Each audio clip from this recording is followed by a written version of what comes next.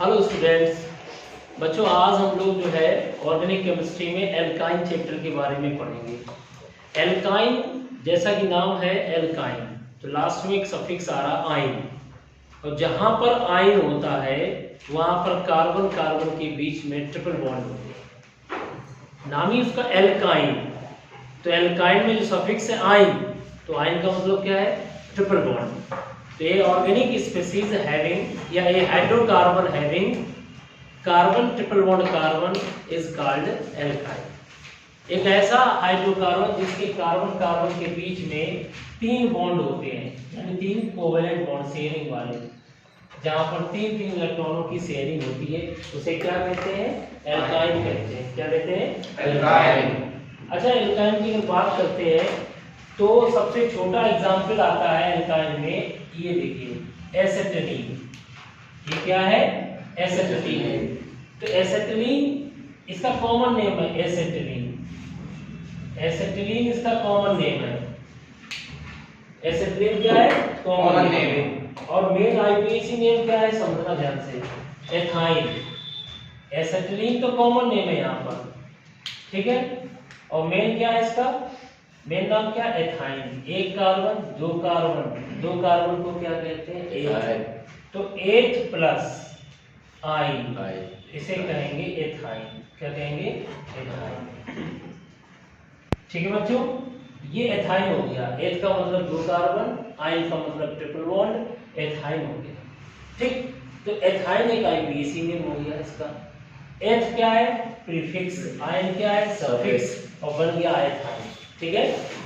और यहाँ पर इसका कॉमन नेम क्या है? Acetylene gas, C2H2। इसका मॉलिक्यूलर फार्मूला क्या है? C2H2। सबसे छोटा या first member of alkyne is acetylene ethyne. और इसे वेल्डिंग गैस भी कहते हैं। इसे हम क्या कहते हैं? वेल्डिंग गैस भी कहते हैं। ये वेल्डिंग गैस होती है। क्या होती है? Welding gas. ठीक है बच्चों, इसे वेल्डिंग गैस भी हम कहते हैं। वेल्डिंग गैस क्यों कहते हैं आपको पता है? हाँ, वेल्डिंग में इस्तेमाल किया जाता है जॉइंट्स को, मतलब क्रैक्स को जोड़ने के लिए। जो भी क्रैक्स होते हैं, जैसे क्योंकि हाई टेम्परेचर प्रोवाइड करता है। जैसे आपने पढ़ा होगा कैल्शियम कार्बाइड। कैल्शियम कार्बाइड का फार्मूला ये है, जैसे ये जब इसकी हाइड्रोलिसिस की जाती है, H और H के साथ रिएक्शन की जाती है, तो ये यहाँ पर देखिए ये बनती है एसिटिलीन गैस।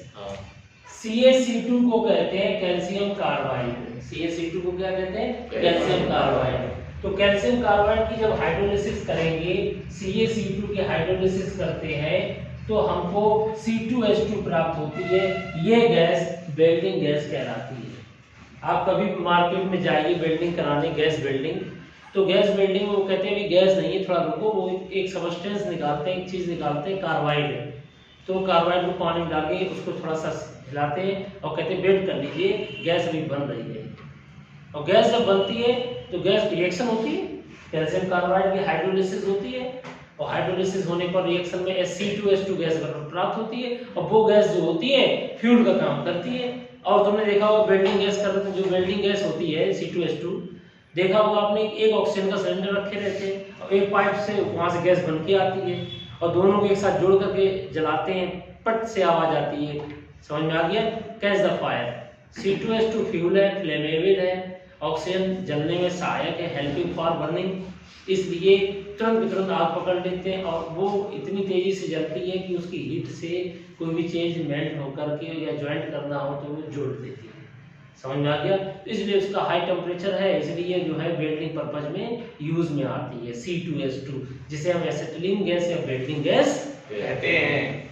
ठीक है, समझ में आ गया? तो कैल्शियम कार्बाइड की जब हम हाइड्रोलिसिस कराते हैं, तो ये सबसे पहली एल्काइन, जिसे first member of alkyne that is called acetylene या वेल्डिंग गैस, या इसको हम कहते हैं एथाइन। आईपीएसी नेम क्या है? एथ प्लस आइन बराबर एथाइन। ठीक है बच्चों, तो इस तरीके से चीजों को समझिए ध्यान से।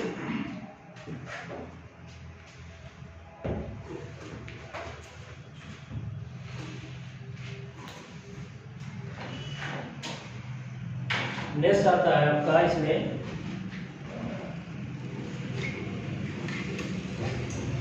स्ट्रक्चर, अगर हम बात करते हैं स्ट्रक्चर की, नोट कर लिया आपने? अगर हम स्ट्रक्चर की बात करते हैं कि इसकी स्ट्रक्चर कैसी होगी, आईपीसी नाम तो पता चल गया। अब जैसे हम इसका आईपीसी नाम पूछें आपसे, CH3 CH ट्रिपल बॉन्ड, यहाँ C होगा, C triple bond CH3 CH, इसका आईपीसी नेम क्या होगा बताओ? एक कार्बन, दो कार्बन, तीन कार्बन, तीन कार्बन को क्या कहते हैं? प्रो, क्या कहते हैं? प्रो। और आयन जोड़ देंगे तो क्या होगा? प्रोपाइन हो गया, प्रोपाइन हो गया।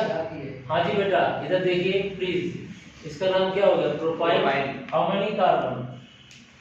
3। हाइड्रोजन कितने हो गए? 4। C3H4। इधर देखिए, तो सबसे पहले तो आपने फैमिलियर हुए एल्काइन से, इसका जनरल फार्मूला क्या होता है? CnH2n-2। याद रखना, ये एल्काइन का जनरल फार्मूला है CnH2n-2। अगर हम यहाँ पर n बराबर 2 रखें, एक नहीं होता है, एल्कीन और एल्काइन कम से कम 2 कार्बन से स्टार्ट होते हैं, तो एल्काइन में यहाँ 2 रखिएगा, तो C2 C2H2 बना कि नहीं बना बेटा? सबसे पहला मेंबर कौन है? 2 नंबर कार्बन का, इस 2 नंबर कार्बन को क्या कहते हैं? एथ आइन, एथाइन हो गया।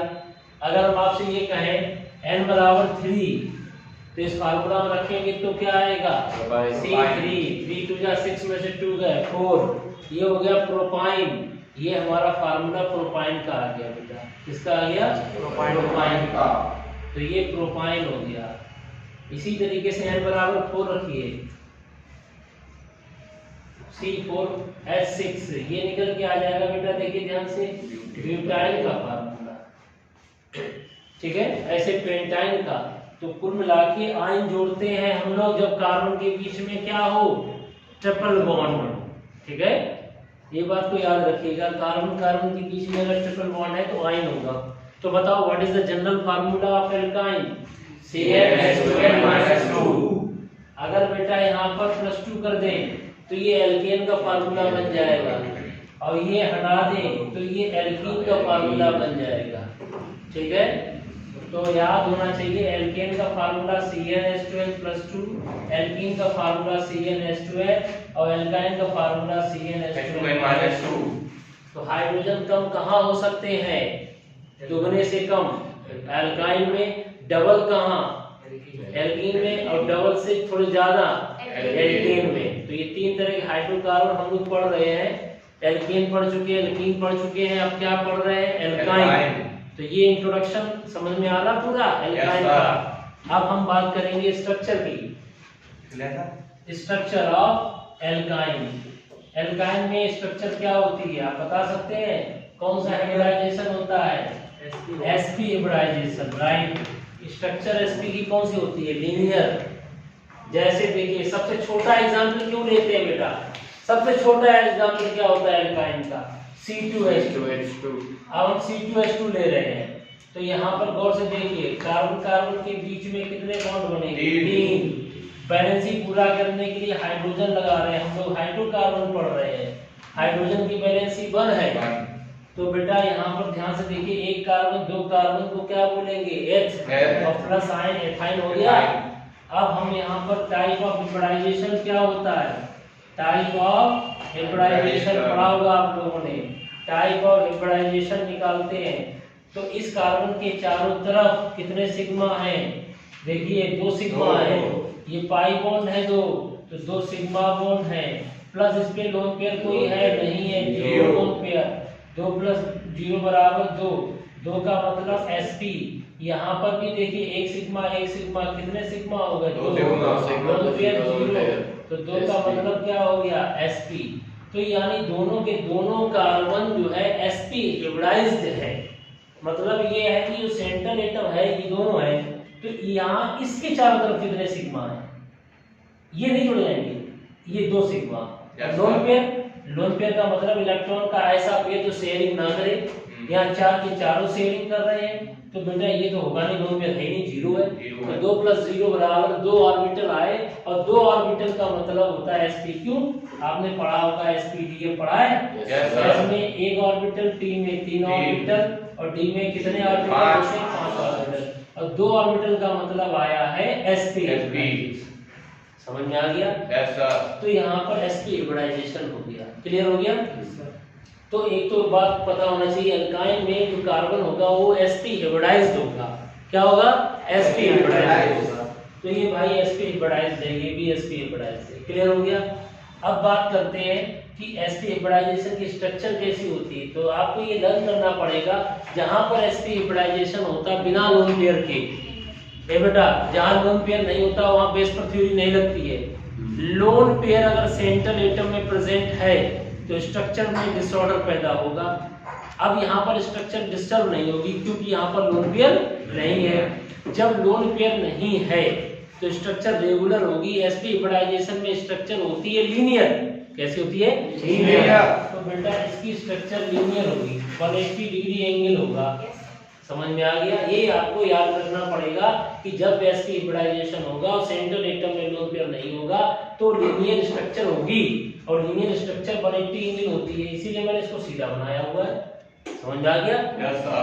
समझ में आ गया? तो एल्काइन में स्ट्रक्चर कैसी होती है? लीनियर, और sp हाइब्रिडाइजेशन होता है। ये बात होगी आपकी जनरल की स्ट्रक्चर कैसी होगी।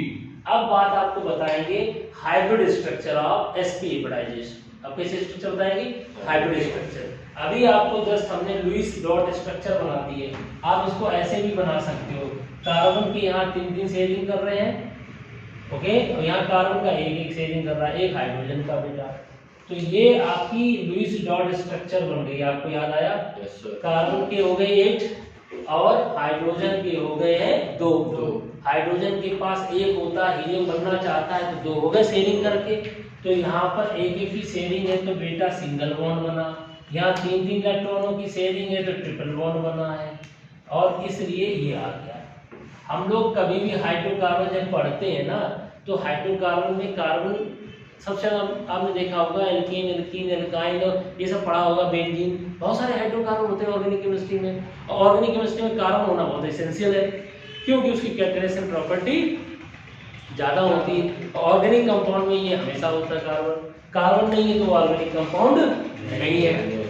हाँ, अब रिसर्च होके कोई बना दिया हो वो बात दूसरी है, लेकिन कार्बन है तो ऑर्गेनिक है, कार्बन नहीं है तो ऑर्गेनिक नहीं है।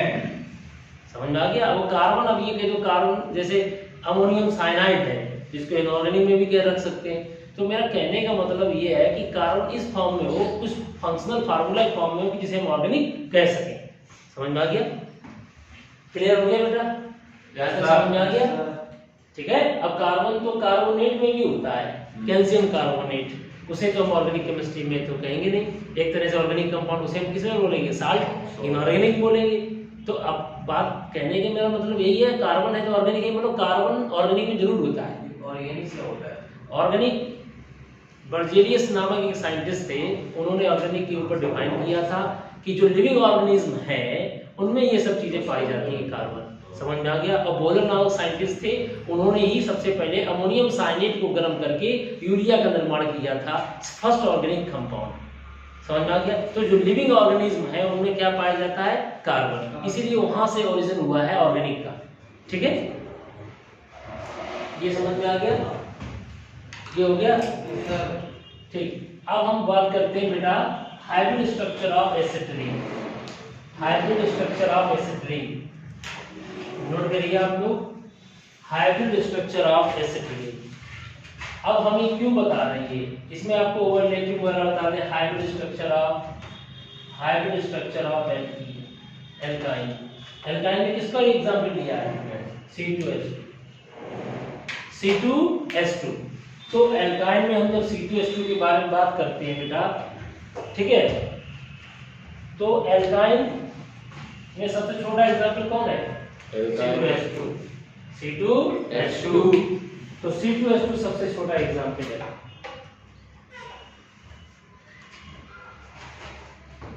अब यहां पर कार्बन आया, कार्बन के पास 6 इलेक्ट्रॉन होते हैं। आपने ये पढ़ा है अबाउ रूल, सबका मालिक एक है केमिस्ट्री में, अबाउ रूल। बहुत ज्यादा एप्लीकेशन है इसका, इसलिए अबाउ रूल आप पढ़ सकते हैं। ठीक है, हमारा वीडियो अबाउ रूल पे बना हुआ है, आप देख भी सकते हैं। तो 1s2 2s2 2p6 गलत है कि सही है?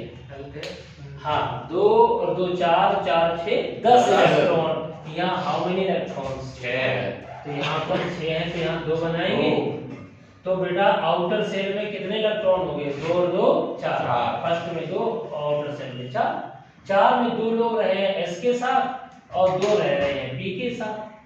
तो बेटा एक हुंड ने ये कहा था हुंड रूल, डीजनरेट ऑर्बिटल में, समान ऊर्जा के ऑर्बिटल में पहले एक एक इलेक्ट्रॉन भरते हैं, फिर पेयरिंग शुरू करते हैं। तो 2 ही है, 2 भरेंगे एक करके।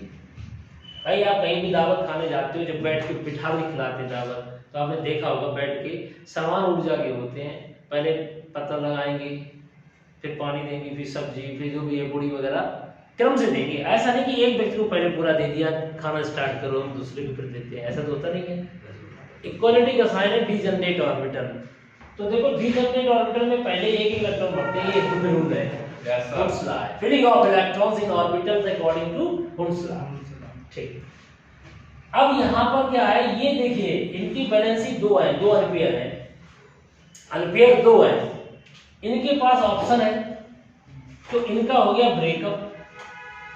इलेक्ट्रॉन चला गया ब्रेकअप के बाद, यहाँ वो तो वहां रहेगा नहीं, जब ब्रेकअप हो जाएगा उससे दूरी हो जाएगा।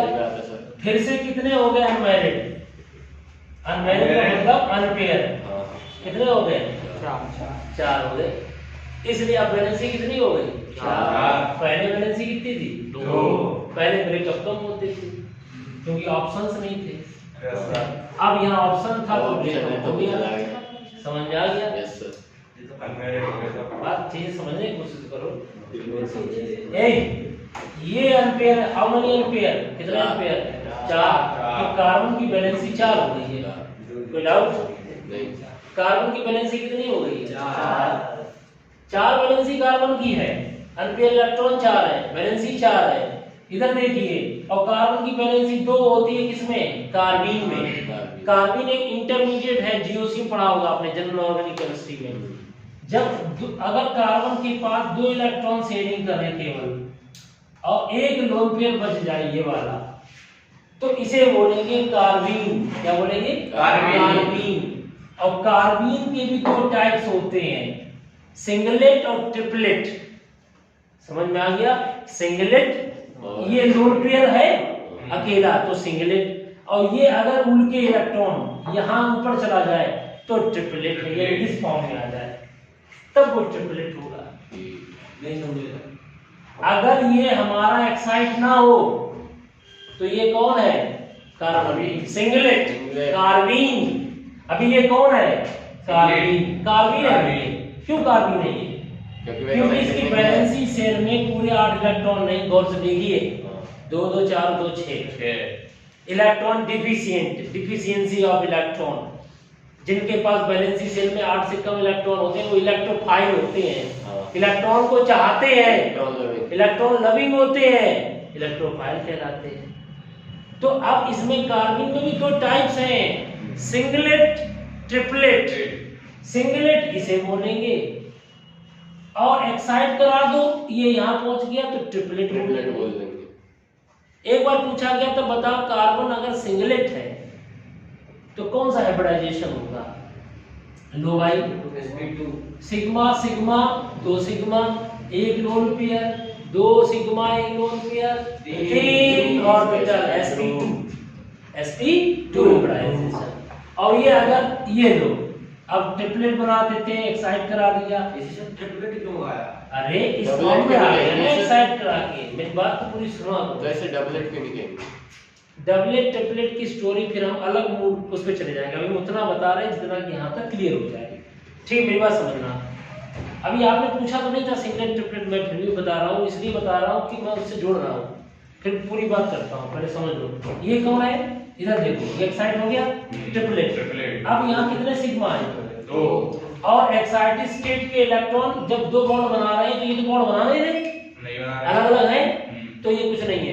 लोन पेयर यहाँ पे है नहीं, 2 सिग्मा का मतलब sp hybridisation, sp hybridisation triplet और sp2 सिंगलेट। समझ में आ गया। अब आपको हमने एक असाइनमेंट दे दिया, आपकी भी तो रिस्पांसिबिलिटी है पढ़ने के लिए, आप भी पढ़िए। तो आप कार्बन जब पढ़े तो आप तुरंत डालिएगा singlet carbon, triplet carbon, types of carbon, आप उसको समझिए, ठीक है। ये आपका भी जानना जरूरी है। ऐसे नाइट्रोजन में होता है नाइट्रीन, नाइट्रीन भी 2 तरीके के होते हैं, सिंगलेट नाइट्रीन और ट्रिपलेट नाइट्रीन। ट्रिपलेट क्यों आया है बेटा ट्रिपलेट और सिंगलेट इसलिए कहा गया है क्योंकि यहाँ पर हमारे दोनों हाइड्रोजन बॉन्ड बना रहे हैं, समझ में आ गया कौन, और एक इलेक्ट्रॉन का पेयर लोन पेयर वो हमारा सिंगलेट मतलब अकेला प्रेजेंट है। आप एक काम करिएगा, एक बार जो है इसको हम बता ही देते हैं फिर अलग से, ठीक है, क्योंकि फिर इसमें फिर एल्कीन से थोड़ा हट के टॉपिक आ जाता है, ठीक है। पहले ये पूरा बता दें, ठीक है, इसको कंप्लीट कर देते हैं। पहले जो हम पढ़ा रहे हैं, क्या बता रहे हैं जल्दी बताइए, हाइब्रिड स्ट्रक्चर, ठीक है। हाइब्रिड स्ट्रक्चर में ध्यान समझिए, ये एक्साइड होकर यहाँ चला गया, ठीक है। जब एक्साइड होकर चला गया तो क्या हो जाएगा जल्दी से बताओ, ये S की स्ट्रक्चर गोलाकार स्फेरिकल, ये PX डंबल टाइप का, ये PY बड़ो बेटा, ये हमारा PY है, ये PY हो गया, और ये हमारा PZ हो गया। क्लियर हो गया। ये S है नॉन डायरेक्शनल, इसकी कोई निश्चित दिशा नहीं होती, फुटबॉल जैसा किधर भी मारो। ये PDF डायरेक्शनल होते हैं। ये हो गया हमारा PX, ये PY, ये PZ, ये 2S, ये 2PX, ठीक है। अब ऑर्डर मिला है sp हिब्रिडाइजेशन का, क्यों, हमने पहले से इसका एग्जांपल ले लेंगे। पहले तो हमें इन सभी ऑर्बिटल को मिलाओ, कौन सा हिब्रिडाइजेशन पढ़ रहे थे तुम लोग, जल्दी बताओ। sp। हम लोग ये पता है एल्काइन में sp हिब्रिडाइजेशन होता है, आपने पढ़ा नहीं अभी, एल्काइन में हिब्रिडाइजेशन निकाला था, कौन सा है इसमें, इस कार्बन में sp है तो हम sp बनाने जा रहे हैं, sp हाइब्रिड स्ट्रक्चर। तो sp हाइब्रिड कैसे बनाओगे, जब हम एक s और एक p देंगे, एक s और एक p के लेने से स्ट्रक्चर कैसी बनेगी, इस तरीके से बनेगी स्ट्रक्चर, समझ में आ गया। बनेगी तो ऐसे, आपस में ध्यान समझना, कायदे में तो ऐसी बननी चाहिए, थोड़ी सी ऐसे, समझ रहे हो बात को, क्योंकि ये वाला ऐसा इसके साथ मान लो प्लस प्लस के हैं तो मिलकर बड़ा हो जाता है, एक माइनस का होगा, बोलो। इसमें ऐसा होता है प्लस माइनस नहीं चलता, सेम चार्ज वाले सेम चार्ज वाले आपस में मिलकर बड़ा आकार बना लेते हैं, समझ में आ गया, वो छोटा रह जाएगा लूज टाइप का। तो यहाँ पर sp हो गया, एक और, अब ये कितने 2s 2p, एक मानने के लिए एक s और एक p मिलने से ऐसा बना, तो दूसरा होगा वो दूसरा यहाँ ऐसे बना दिया, ये बात समझ में आ गया। ये ठीक, और सुनिए इसमें एक बात और, आपस में अगर ये प्लस और माइनस में प्लस और माइनस होगा तभी ये आपस में बॉन्ड बनाएगा, जा याद रखना, ऐसे यूं, ये लो ओवरलैपिंग तभी होगी, और अगर ये प्लस और माइनस होता तो ये दूसरे रिपेल कर जाएगा, तब कोई एंटी बॉन्डिंग हो जाएगा, मतलब बॉन्ड नहीं बना। दो प्रकार की मॉलिक्यूलर ऑर्बिटल होती हैं, एक बॉन्डिंग एक एंटी बॉन्डिंग, समझ में आ गया। अब यहाँ पे क्या पढ़ना चाहिए, ओवरलैपिंग की टाइप्स।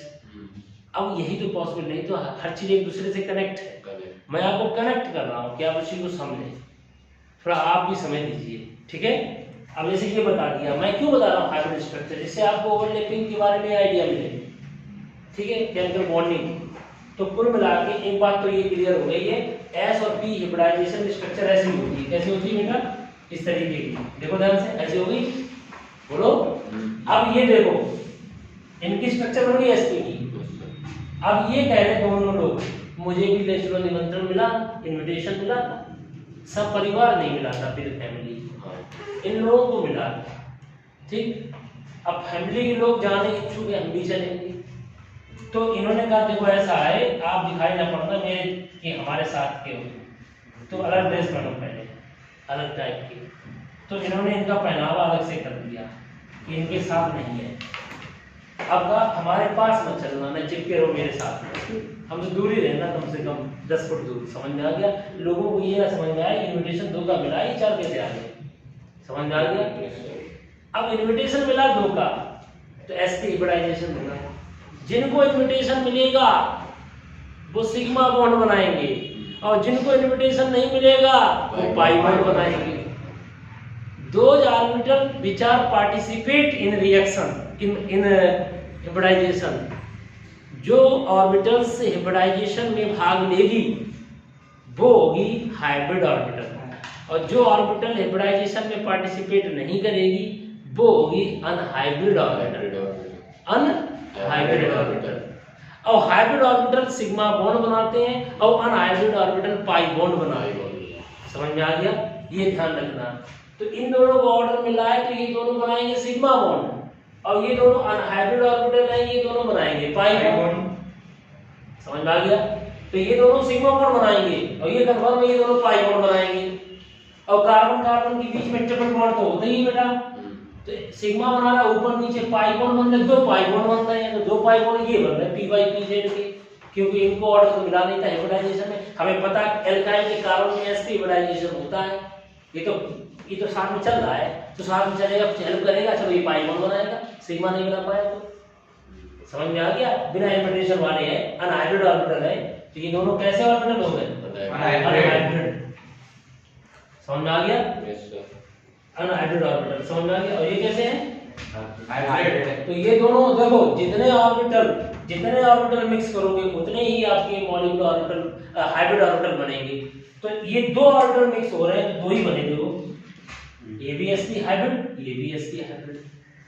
तो व्हेन 1 or more ऑर्बिटल्स, आप हिब्रिडाइजेशन में चले जाओगे, वीडियोस है आप देखिएगा हिब्रिडाइजेशन की, जब 2 या 2 से अधिक ऑर्बिटल्स, एक नहीं, इसमें कम से कम 2 चाहिए, जब 2 या 2 से अधिक ऑर्बिटल आपस में मिक्स करते हैं तो हमें समान ऊर्जा के, इक्वल एनर्जी के उतने ही ऑर्बिटल प्राप्त होते हैं। तो 2 ऑर्बिटल मिक्स हो रहे हैं तो 2 ही प्राप्त हो गए समान ऊर्जा के, ये एक हो गया sp, ये हो गया sp। इस प्रोसेस को हिब्रिडाइजेशन कहते हैं। क्लियर हो गया? ये दोनों सिग्मा बॉन्ड बनाएंगे। ये कह रहे हैं उसको भी ले चलो, तो इन्होंने कहा पहले तुम एक साथ हो, ये आपस में अलग अलग हो, पहले एक साथ हो। एक साथ कैसे हो? ऐसे हो जाओ, ये लो आपस में एक साथ हो गए, बोलो एक py एक pz, डायगोनल बना दिया मैंने। डायगोनल बनाना आता है? ये डायगोनल नहीं है, देखो बालक, ये डायगोनल ही है, बोलिए। इसीलिए इसका नाम है diagonal hybridisation also. sp hybridisation को हम लीनियर स्ट्रक्चर होती है, इसका दूसरा नाम पता क्या होता है sp हिब्रिडाइजेशन का? Diagonal hybridisation. क्यों? क्योंकि py और pz वहां पर डायगोनली लगे हुए हैं वहां पर, ठीक है? एक py है, एक क्या है? pz है। तो माना ये हमारा, एक मान लीजिए py है, ये देखिए ऐसे बना लीजिए, एक हमारा मान लो py है और एक हमारा pz है, चाहे डॉट मान लो चाहे डैश मान लो, कोई दिक्कत नहीं। समझ में आ गया? और ये आपस में ओवरलैपिंग अब करेंगे तो ये पता चल गया ये किसकी हाइब्रिड स्ट्रक्चर है? This is A sp hybrid structure of carbon atom. बोलो बेटा, कार्बन में कितने प्रकार का हाइब्रिडाइजेशन हो सकता है बच्चों? कार्बन में 3 तरीके का हाइब्रिडाइजेशन हो सकता है, sp, sp2, sp3। कार्बन में इससे ज्यादा हाइब्रिडाइजेशन नहीं पाया जाता है, sp, sp2, sp3। यहाँ जो मैंने हाइब्रिड स्ट्रक्चर बनाई है ये वाली, ये किसकी है? sp हाइब्रिडाइजेशन की है। अगर हम बात करते हैं sp2 की और sp3 की, तो उसकी हाइब्रिड स्ट्रक्चर अलग बनती है। sp2 की बनाओ उसकी अलग बनेगी, sp3 की बनाओ उसकी अलग बनेगी। तो कुल मिला के ये स्ट्रक्चर इस पे डिपेंड नहीं कर रही है अनहाइब्रिड ऑर्बिटल पे, ये डिपेंड कर रही है सीधी है जो हाइब्रिड ऑर्बिटल sp हाइब्रिडाइजेशन बनेती है। ये तो पाई बॉन्ड बनाने आए हैं, और पाई बॉन्ड तभी बन सकता है पहले जब सिग्मा बनाओगे। किसी से मिलने जाओगे अजनबी से, पहले हाथ मिलाओगे ना, पहले दोस्ती करोगे, इसीलिए गले मिल जाओगे। बोलो पहले उससे क्या करोगे, हाथ मिलाओगी, दोस्ती होगी, तब जाके तुम 2 4 5 बार 5वीं 6वीं बार जब मिलोगे तब उससे तुम भले गले मिल लोगे, बुरा नहीं मानेगा। और जाते कि पहले गले मिल लोगे तो क्या होगा, क्या लगेगा तुम्हारे, हाँ चटर लगेगा, ठीक है, समझ में आ गया समझ में आ गया। तो कुल मिला के पहले हाथ मिलाओगे, पहले सिग्मा बॉन्ड फॉर्मेशन, फिर पाई बॉन्ड। क्योंकि सिग्मा बॉन्ड कैसा होता है, मजबूती, यहाँ मजबूती होती है आपस में, आपस के रिलेशन में मजबूती होती है, बॉन्डिंग अच्छी होती है, तब पाई बॉन्ड फॉर्मेशन होता है। और पहले ही पाई बॉन्ड होना पॉसिबल नहीं है। तो पहले सिग्मा बॉन्ड बनेगा, फिर पाई बॉन्ड बनेगा। समझ में आ गया? ठीक है बेटा, वेरी गुड, बहुत समझदार है। इसको हटा दे, समझ में आ गया कि नहीं आया? आ गया।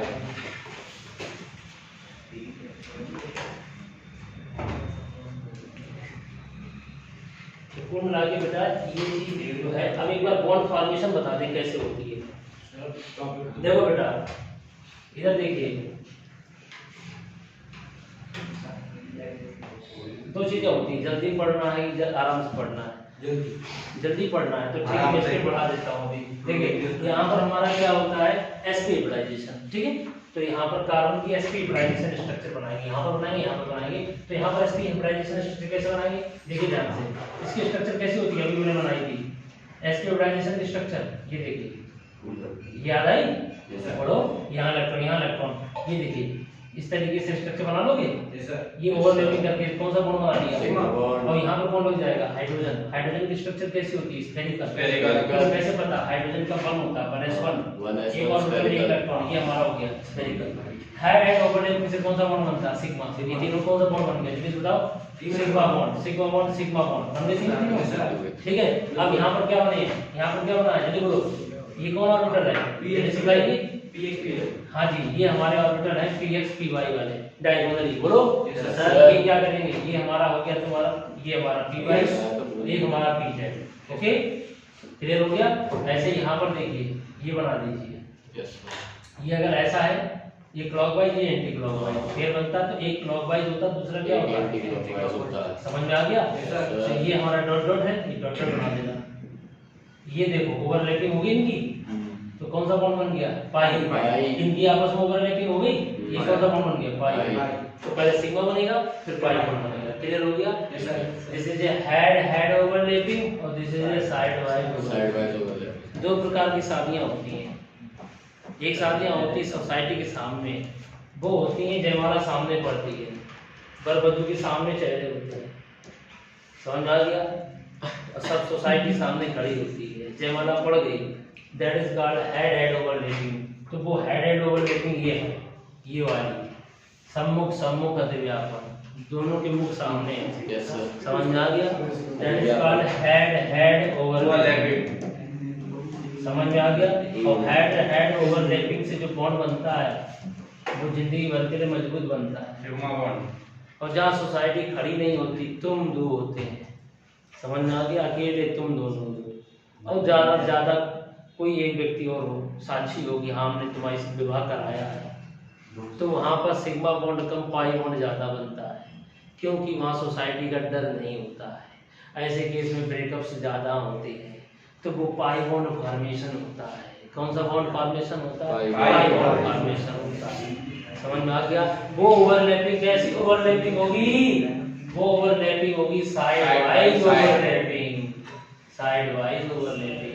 और साइड वाइज ओवरलैपिंग में मैक्सिमम ओवरलैपिंग होती नहीं है, अच्छे से अतिव्यापन हो नहीं पाता है, तो पुअर बॉन्ड बनता है, that is a pi bond, that is unstable and break easily break it, इसीलिए जल्दी से ऐड हो जाती है। यहाँ पर कोई चीज आती है, ए बेटा पाई बॉन्ड में तुरंत ऐड हो जाती है, उसका बॉन्ड तोड़ देती है, समझ में आ गया। तो क्लियर, वहाँ ब्रेकअप होने की चांस ज्यादा है पाई बॉन्ड में, इसीलिए वहाँ एडिशन रिएक्शन हो जाती है, समझ में आ गया। तो वो अनसैचुरेटेड है, सैचुरेटेड नहीं है, और जहाँ सिग्मा बॉन्ड फॉर्मेशन होता है वहाँ सैचुरेटेड कहलाता है, समझ में आ गया। चीजों को समझिए, आप अपने किस स्तर से समझ रहे समझिए, समझ में आ गया। हेड ओवरलैपिंग और साइड वाइज ओवरलैपिंग, ठीक है प्यारे। नेक्स्ट चलिए,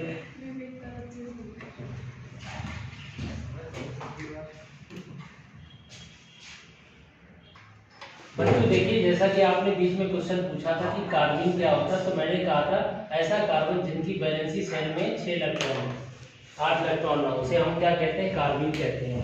बच्चों इसे क्या बोलेंगे, CH2 को कार्बन, क्योंकि ये इलेक्ट्रोफाइल है। इसके बैलेंसी शेल में कितने इलेक्ट्रॉन होते हैं बेटा, देखिए 2 2 4 2 6। ये इलेक्ट्रॉन चाहता है, ये लोन पेयर चाहता है, इसके पास 2 की कमी है, तो ये कार्बन हो गया। और बताइए कार्बन 2 तरीके का होता है, मैंने बताया था, एक सिंगलेट और एक ट्रिपलेट।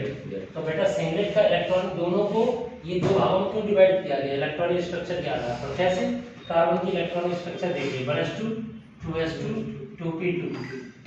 बच्चों अगर हमारी स्थिति ऐसी बनी रहती ग्राउंड स्टेट वाली, this is A ground state. Ground state समझते हो? Yes sir. ग्राउंड स्टेट का मतलब जानते हो? ग्राउंड स्टेट का मतलब है जब ये दोनों इलेक्ट्रॉन, ध्यान रखना, जब ये दोनों इलेक्ट्रॉन यहीं पर बने रहे, बोलो, Yes, sir. तो ये सिंगलेट है। समझना, सिंगलेट है, नहीं समझ में आया?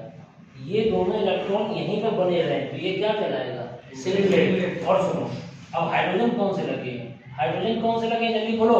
इन दोनों में, इन दोनों में, ये देखिए, इनसे हाइड्रोजन लग गया, ये कौन से बॉन्ड बनेंगे, सिग्मा। दोनों पेयर, 3 का मतलब sp2। समझ में आ गया? और ये कहा जाता है ये सिंगलेट है, और सिंगलेट जनरली इक्वस मीडियम में होते हैं, गैसीय स्टेट में नहीं होंगे, क्योंकि तब ये इलेक्ट्रॉन एक्साइट हो जाएगा। क्यों, एनर्जी चाहिए उसको बेटा, अभी एनर्जी नहीं दी, ग्राउंड स्टेट ऑफ कार्बन है, उसी ग्राउंड स्टेट में कोई बॉन्ड बना ले तब उसे कहेंगे सिंगलेट। क्या कहेंगे, सिंगलेट। अब बात करते हैं ट्रिपलेट की, तो ट्रिपलेट की बात, ये अगर एक्साइट होकर यहाँ चला जाए खाली ऑर्बिटल में, मेरी बात समझ रहे हो, क्या इन दोनों की एनर्जी सेम होगी, 2s और 2p? आप चेक कर लीजिए, 2s की एनर्जी Nl से तुलना करो, n + l 2 + 0 = 2, ये आपने पढ़ा है? क्वांटम नंबर्स पढ़े आपने? क्वांटम नंबर आपने नहीं पढ़ा, बताइए। L का मान एजीमुथल क्वांटम नंबर 0 1 2 3 होता है s की df के लिए, बोलो। Yes, sir. तो अगर हम ये कहें 2s और 2p की एनर्जी सेम है क्या, इसकी Nl से तुलना करो, n + l रूल, याद आया? आप बाउ रूल किस पर आधारित है, n + l रूल पर आधारित है। अब आप देखिए n की वैल्यू कितनी होगी, 2, l का मान s के लिए 0, 2 + 1, यहाँ कितना आया बताइए, इसमें एनर्जी किसकी ज्यादा है बेटा, 2p। तो बेटा 2s और 2, यहाँ पर 2s, यहाँ पर क्या है, 2p। अभी यहाँ पर क्या हो रहा है सुनाइए, यहाँ पर एक तरह से देखा जाए ये तो पार्टिसिपेट नहीं कर रहे हैं, कौन से इलेक्ट्रॉन पार्टिसिपेट कर रहे हैं, ये वाले कर रहे हैं, बोलो। तो यहाँ पर एक ही तरीके की, मतलब सिंगलेट अवस्था में जब ये दोनों पेयर यहाँ बना रहेगा तब हमें सिंगलेट ही प्राप्त होगा। समझ में आ गया? लेकिन जब ये एक्साइट होकर के कहाँ चला जाए, यहाँ चला जाए एक्साइट होकर के, समझ रहे हो? Yes sir. एक्साइट होके जाएगा तो कहीं ना कहीं एक बताओ, ये 2s है, ये 2p की एनर्जी लेवल है, लेकिन इनकी एनर्जी लेवल कैसी है, थोड़ा अंतर है, डिफरेंस एनर्जी का। लेकिन 2s और 2p में किसकी एनर्जी ज्यादा है, 2p की। लेकिन हाइब्रिडाइजेशन के दौरान दोनों की मिक्सिंग हो जाती है, क्योंकि लगभग समान एनर्जी, लगभग I am not saying equal, ठीक है। तो अब होता क्या है, जो तो इनकी एनर्जी लगभग कैसी है आपस में, लगभग बराबर, लेकिन इक्वलिटी नहीं रखेंगे। लेकिन जब ये एक्साइट होके जाएगा तो वो इक्वलिटी पी जेड की खत्म हो जाएगी, वो एनर्जी लेवल आगे चला जाएगा। समझ में आ गया? तो उस स्टेज में दो हमारे पास क्या हो जाएंगे, अनपेयर, बोलो। तब इस फॉर्म का नाम दिया गया है, इसका नाम दिया गया है ट्रिपलेट स्टेट। समझ में आ गया? इसका नाम क्या दे दिया गया, ट्रिपलेट स्टेट। अब फेसबुक ने अभी एक नया नाम रखा उसका, मेटा। क्यों रखा है? नीट से, मेरी बात समझ रहे हो? हर चीज का बहुत सारे लोग अपने ब्रांड का नाम, बहुत सारी कोचिंग्स ने अपना नाम रखा है। क्यों रखा है? रेजोनेंस कोचिंग है, क्या उसका नाम रेजोनेंस रखा गया क्यों? वो रेजोनेंस टाइप की है, double single double single double, क्या उसमें कंजुगेशन पाया जाता है? उसमें डबल सिंगल डबल है, इसमें डबल सिंगल लोन पेयर है, उसमें डबल सिंगल ट्रिपल ऑर्बिटल है। मेरी बात समझिए, वहाँ कंजुगेशन है, समझने की कोशिश करिए। इसका नाम है सिंगलेट, एक का नाम है ट्रिपलेट। लोन पेयर यहाँ बना रहा है सिंगलेट, वहाँ एक साइड चला जाए तो वो ट्रिपलेट। अब सिंगलेट में कौन सी है हाइब्रिडाइजेशन? 2 सिग्मा 1 लोन पेयर कौन सा हाइब्रिडाइजेशन है? sp2 hybridization. और अगर सिंगलेट होता तो सिंगलेट में एक्साइट हो गया बेटा ये कार्बन बोलो, तो ये हमारे पास जोड़े नहीं जाएंगे लोन पेयर में 2 सिग्मा sp। समझ में आ गया? चीजों को समझने की कोशिश करो, ठीक है? लेकिन दोनों के दोनों इलेक्ट्रोफाइल हैं, दोनों के दोनों कौन है? इलेक्ट्रोफाइल। ठीक है बच्चों, तो समझ में आ गया। आगे के टॉपिक बताते हैं। एल्काइन के बारे में हम बताएं कि एल्काइन 2 तरीके के होते हैं बेटा। एल्काइन कितने तरीके के होते हैं? 2 तरीके के। तो बच्चा इंट्रोडक्शन हो गया एल्कीन का, समझ एल्काइन का समझ में आ गया कौन सा हाइब्रिडाइजेशन है, कौन सी कैसी स्ट्रक्चर है, हाइब्रिड स्ट्रक्चर कैसी होती है, इसका आईपीएसी नाम में एल्काइन आयन क्यों है, इसका जनरल फार्मूला क्या है, कुछ इंट्रोडक्शन हो गया। थोड़ा सा इंट्रोडक्शन में पार्ट बताते हैं। एल्काइन 2 तरीके से भी होते हैं। इसमें एल्काइन में एक होता है टर्मिनल हाइड्रोजन, एक में होते हैं नॉन टर्मिनल हाइड्रोजन। ये बड़ी इंटरेस्टिंग चीज है। मतलब टर्मिनल हाइड्रोजन हो, जैसे ये इसका एग्जांपल है acetylene. How many terminal hydrogen here? 2 hydrogen terminal. और जहां टर्मिनल हाइड्रोजन होते हैं वो बहुत सारी स्पेशली रिएक्शन भी देते हैं। अब जैसे ये वाला है, बताना CH3 C triple bond C, बताओ ये नॉन टर्मिनल हाइड्रोजन है, इसमें टर्मिनल हाइड्रोजन है, इसमें किनारे हाइड्रोजन है, प्रेजेंस ऑफ टर्मिनल हाइड्रोजन, एक absence of terminal hydrogen, absence of terminal hydrogen. बच्चों कहीं है इसमें? टर्मिनल माने ट्रिपल बॉन्ड कार्बन से पास में हाइड्रोजन हो, यह रिलेटिव ग्रुप हो गया बेटा, बोलो बात समझ रहे हो? Yes sir. तो इन दोनों में 2 तरह के हैं। अभी इस दोनों के अंतर बताते हैं। अगर हमारे पास में टर्मिनल हाइड्रोजन होगा तो ये सोडियम से रिएक्शन कर देगा, सोडियम इलेक्ट्रोपॉजिटिव होता है, H हटा देगा, Na लग जाएगा। आपने पता है सोडियम इज एल्कली मेटल, और एल्कली मेटल बड़े रिएक्टिव होते हैं, अच्छे के बॉन्ड को हटा देते हैं, बोलो जो कोवेलेंट होता है उसको आयनिक बॉन्ड बनाते हैं। अगर आपको याद हो, मैंने पढ़ाया था जीओसी में, याद करो, सोडियम एक्सट्रैक्ट बनाना सिखाया था। Yes sir. और सोडियम एक्सट्रैक्ट बनाने के लिए हमने सोडियम डाला था फ्यूजन ट्यूब में, और उसको उसमें आयनिक कंपाउंड बनाए थे उसने। तो इसी तरीके से ये कोवेलेंट बॉन्ड जो है आयनिक बॉन्ड बन जाएगा, ठीक है? तो इस तरीके से देखिए, इधर देखो, ये हो गया, ये देखो ट्रिपल बॉन्ड, ये हट गया यहाँ पर, तो यहाँ पर आ गया माइनस, और यहाँ Na+ आ गया, लो भाई H+ आयन हट गया। कौन हट गया? H+। अब वो H+ आयन सोडियम ने इलेक्ट्रॉन दे दिए, H2 बना दिया। लो अब तुम बताइए, मेटल को अगर हम एसिड में डालते हैं तो हाइड्रोजन गैस निकलती है, तो तुम्हारे हिसाब से एसिटिलीन C2H2 गैस उनको एसिड होनी चाहिए, तो वो हाइड्रोजन दे रहा है, लेकिन practically this is not a acid. with the highly reactivity of the sodium by which they displace hydrogen from this alkyne। हाँ लो, एल्कीन से हाइड्रोजन नहीं हटाते हैं। जब कोई एक चीज पढ़ाई जाए तो पूरा फोकस करिए, अगर बुक खोल के आप बैठ के दूसरी चीज पढ़ोगे तो कभी भी नहीं समझ में आएगा। देखिए C2H2 एल्काइन है, और ये एल्काइन में टर्मिनल हाइड्रोजन है, टर्मिनल हाइड्रोजन हट गया, सोडियम आ गया, ये तभी पॉसिबल है। और सुनो, एल्केन में हाइड्रोजन नहीं हटेगा, केवल एल्काइन में ही हटेगा। एल्कीन में एल्केन और एल्कीन में क्यों नहीं हटा, बताइए इसका रीजन दे दीजिए आप मुझे। एल्केन और एल्कीन में भी तो हाइड्रोजन थे, चलिए बताइए बेटा। अच्छा उसमें भी हटेंगे, देखो भाई मेरी बात सुन लो, इनकी बात सुनना। एल्केन का जनरल फार्मूला CnH2n+2 है, और 2 कार्बन है इसमें। कितने कार्बन है? 2 कार्बन। और 2 कार्बन की अगर हम बात करते हैं तो ये हमारा एथाइन है। C2H2 को क्या कहते हैं? एथाइन। ये हमारा एल्काइन है। एल्काइन का जनरल फार्मूला CnH2n-2। एल्केन लेते हैं C2H, याद आया? C2H6 याद आया? अगर हम इसकी रिएक्शन देखें और इसका फार्मूला स्ट्रक्चर देखें ये सैचुरेटेड हाइड्रोकार्बन दिख रहा है, देखो बेटा यस सर। ये हमारा CH3 है, CH3 है, दिख रहा है बेटा।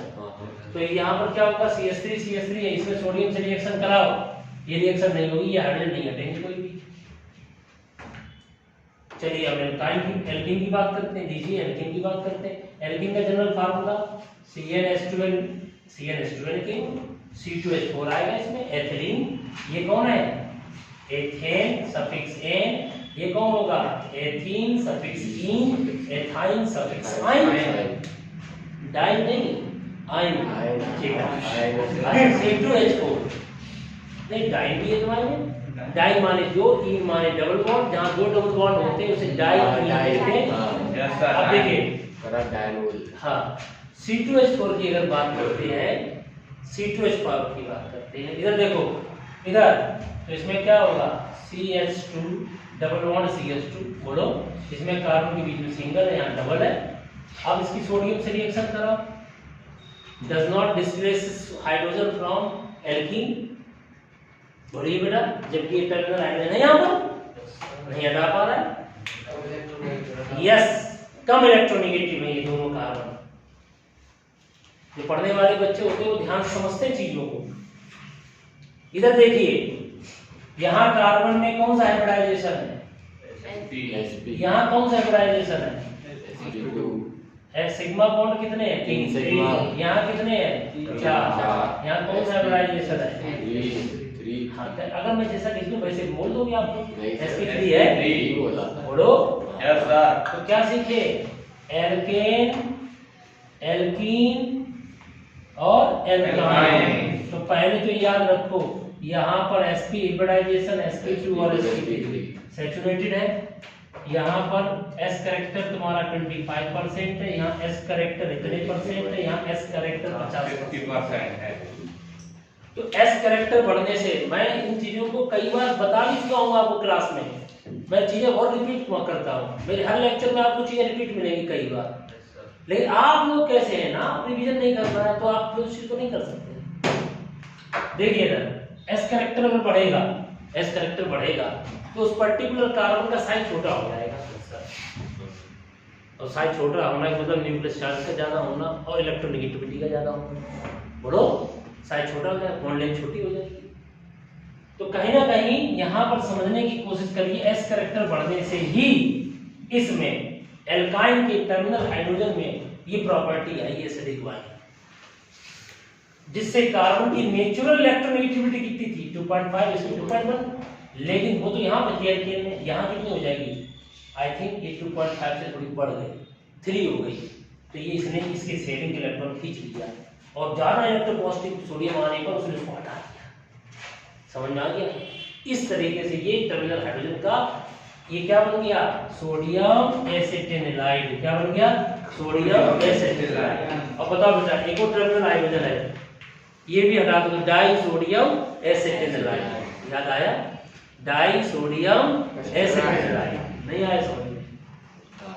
डाई सोडियम एसिटिनाइड भी बन सकता है। क्यों बन सकता है बच्चों, क्यों बन सकता है? क्योंकि दो टर्मिनल हाइड्रोजन है, एथाइल हाइड्रोजन, ठीक है। इन्हें हटा दीजिए और ये लगा दीजिए, ठीक है। इस तरीके से ये हो गया। अब देखिए, दिमाग अगर तुम्हारे पास हो तो एक काम करो, इसकी मिथाइल क्लोराइड से रिएक्शन करा दो। मिथाइल क्लोराइड से क्या निकल गया, NaCl। क्या बन गया, अगर दिमाग दौड़ाओ, क्या बन गया, ब्यूटाइन 2। समझ में आ गया, क्या बन गया, ब्यूटाइन 2। समझ में आ गया, Na तुरंत हट जाएगा Cl द्वारा, ठीक है। ये मतलब रिएक्शन बता दी आगे की, लेकिन बता रहे समझा रहे, हमें हर चीज को पढ़ना बहुत जरूरी है। जब आपको हर चीज आएगी तभी समझ में आएगा। तो कुल मिलाकर मेरा काम यहाँ ये था कि एल्काइन का टर्मिनल हाइड्रोजन सोडियम के द्वारा डिस्प्लेस हो जाता है, और just like give reaction similar to the acid plus metal. जब किसी मेटल की रिएक्शन एसिड से कराते हैं, रिएक्टिव मेटल की, तो हाइड्रोजन गैस देता है। उसी तरीके से एसिटिलीन गैस C2H2 रिएक्टिव, ये क्या हो गई, एसिड, और ये हो गया मेटल, और गिव्स हाइड्रोजन गैस, ठीक, but actually C2H2 is not a acidic but give hydrogen by the sodium. समझ में आ गया? वैसे नहीं एसिड है लेकिन वहां सिमिलर रिएक्शन दे रहा है। ये समझ में आ गया? मैंने नोट कर लिया। किसमें एस कैरेक्टर ज्यादा है? एल्काइन है। चैप्टर हम लोग पढ़ रहे हैं एल्काइन, इसमें एस कैरेक्टर ज्यादा है।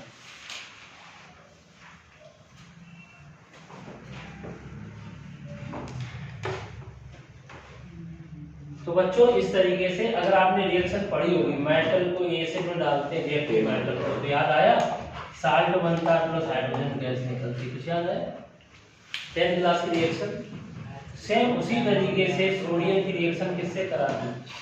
टर्मिनल हाइड्रोजन से। निकल गया क्या बन गया? जल्दी बताओ बेटा। ये बन गया आपका हाइड्रोजन गैस निकल गई। ठीक, ये बन गया मोनोसोडियम या सोडियम एसेटिनिलाइड। क्या बोलते हैं इसको हम लोग? एसेटिनिलाइड। क्या नाम है इसका? एसेटिनिलाइड। समझ में आ गया? ठीक है, तो इस तरीके से आपको बताएं एक नई बात, कैल्शियम कार्बाइड का जो फार्मूला होता है वो CaC2 होता है। इधर देखो बच्चों, CaC2। कई बच्चे कहते हैं कैल्शियम की वैलेंसी 2 होती है, ऑक्सीजन की कार्बन की वैलेंसी 4 होती है सर, तो फार्मूला बनना चाहिए था Ca2C। सर ये क्या कर दिया आपने? सर ये फार्मूला तो बनना नहीं चाहिए। कई बच्चों के दिमाग में आता है।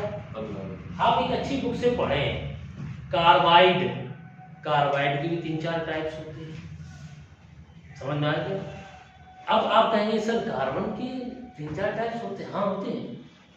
ये कार्बन जो हमने -4 वाला लिया, आपको ये बताएगा कौन है ये मेथेनाइड है। मेथेन से बना मेथेनाइड, क्योंकि मेथेन का फार्मूला क्या होता है एल्केन का? CH4। और CH4 में कार्बन दबंग है हाइड्रोजन से, कार्बन की इलेक्ट्रोनेगेटिविटी ज्यादा है, तो कार्बन में कितना चार्ज आएगा? ये मेथेनाइड वाला है। लेकिन CaC2 में जो कैल्शियम कार्बाइड है, इस फार्मूला में कार्बन जो है वो कार्बाइड वाला है, मेथेनाइड वाला है, लेकिन इसमें जो कार्बन है वो एसेटिलीन वाला है, एसेटिलाइड है। क्यों? मैं बताता हूं। यहां पर ये है कार्बन, इन्होंने ये C2 लिखा है, अब यहां देखिए माइनस, यहां देखिए माइनस, इनको मिला दीजिए C2-2 आएगा।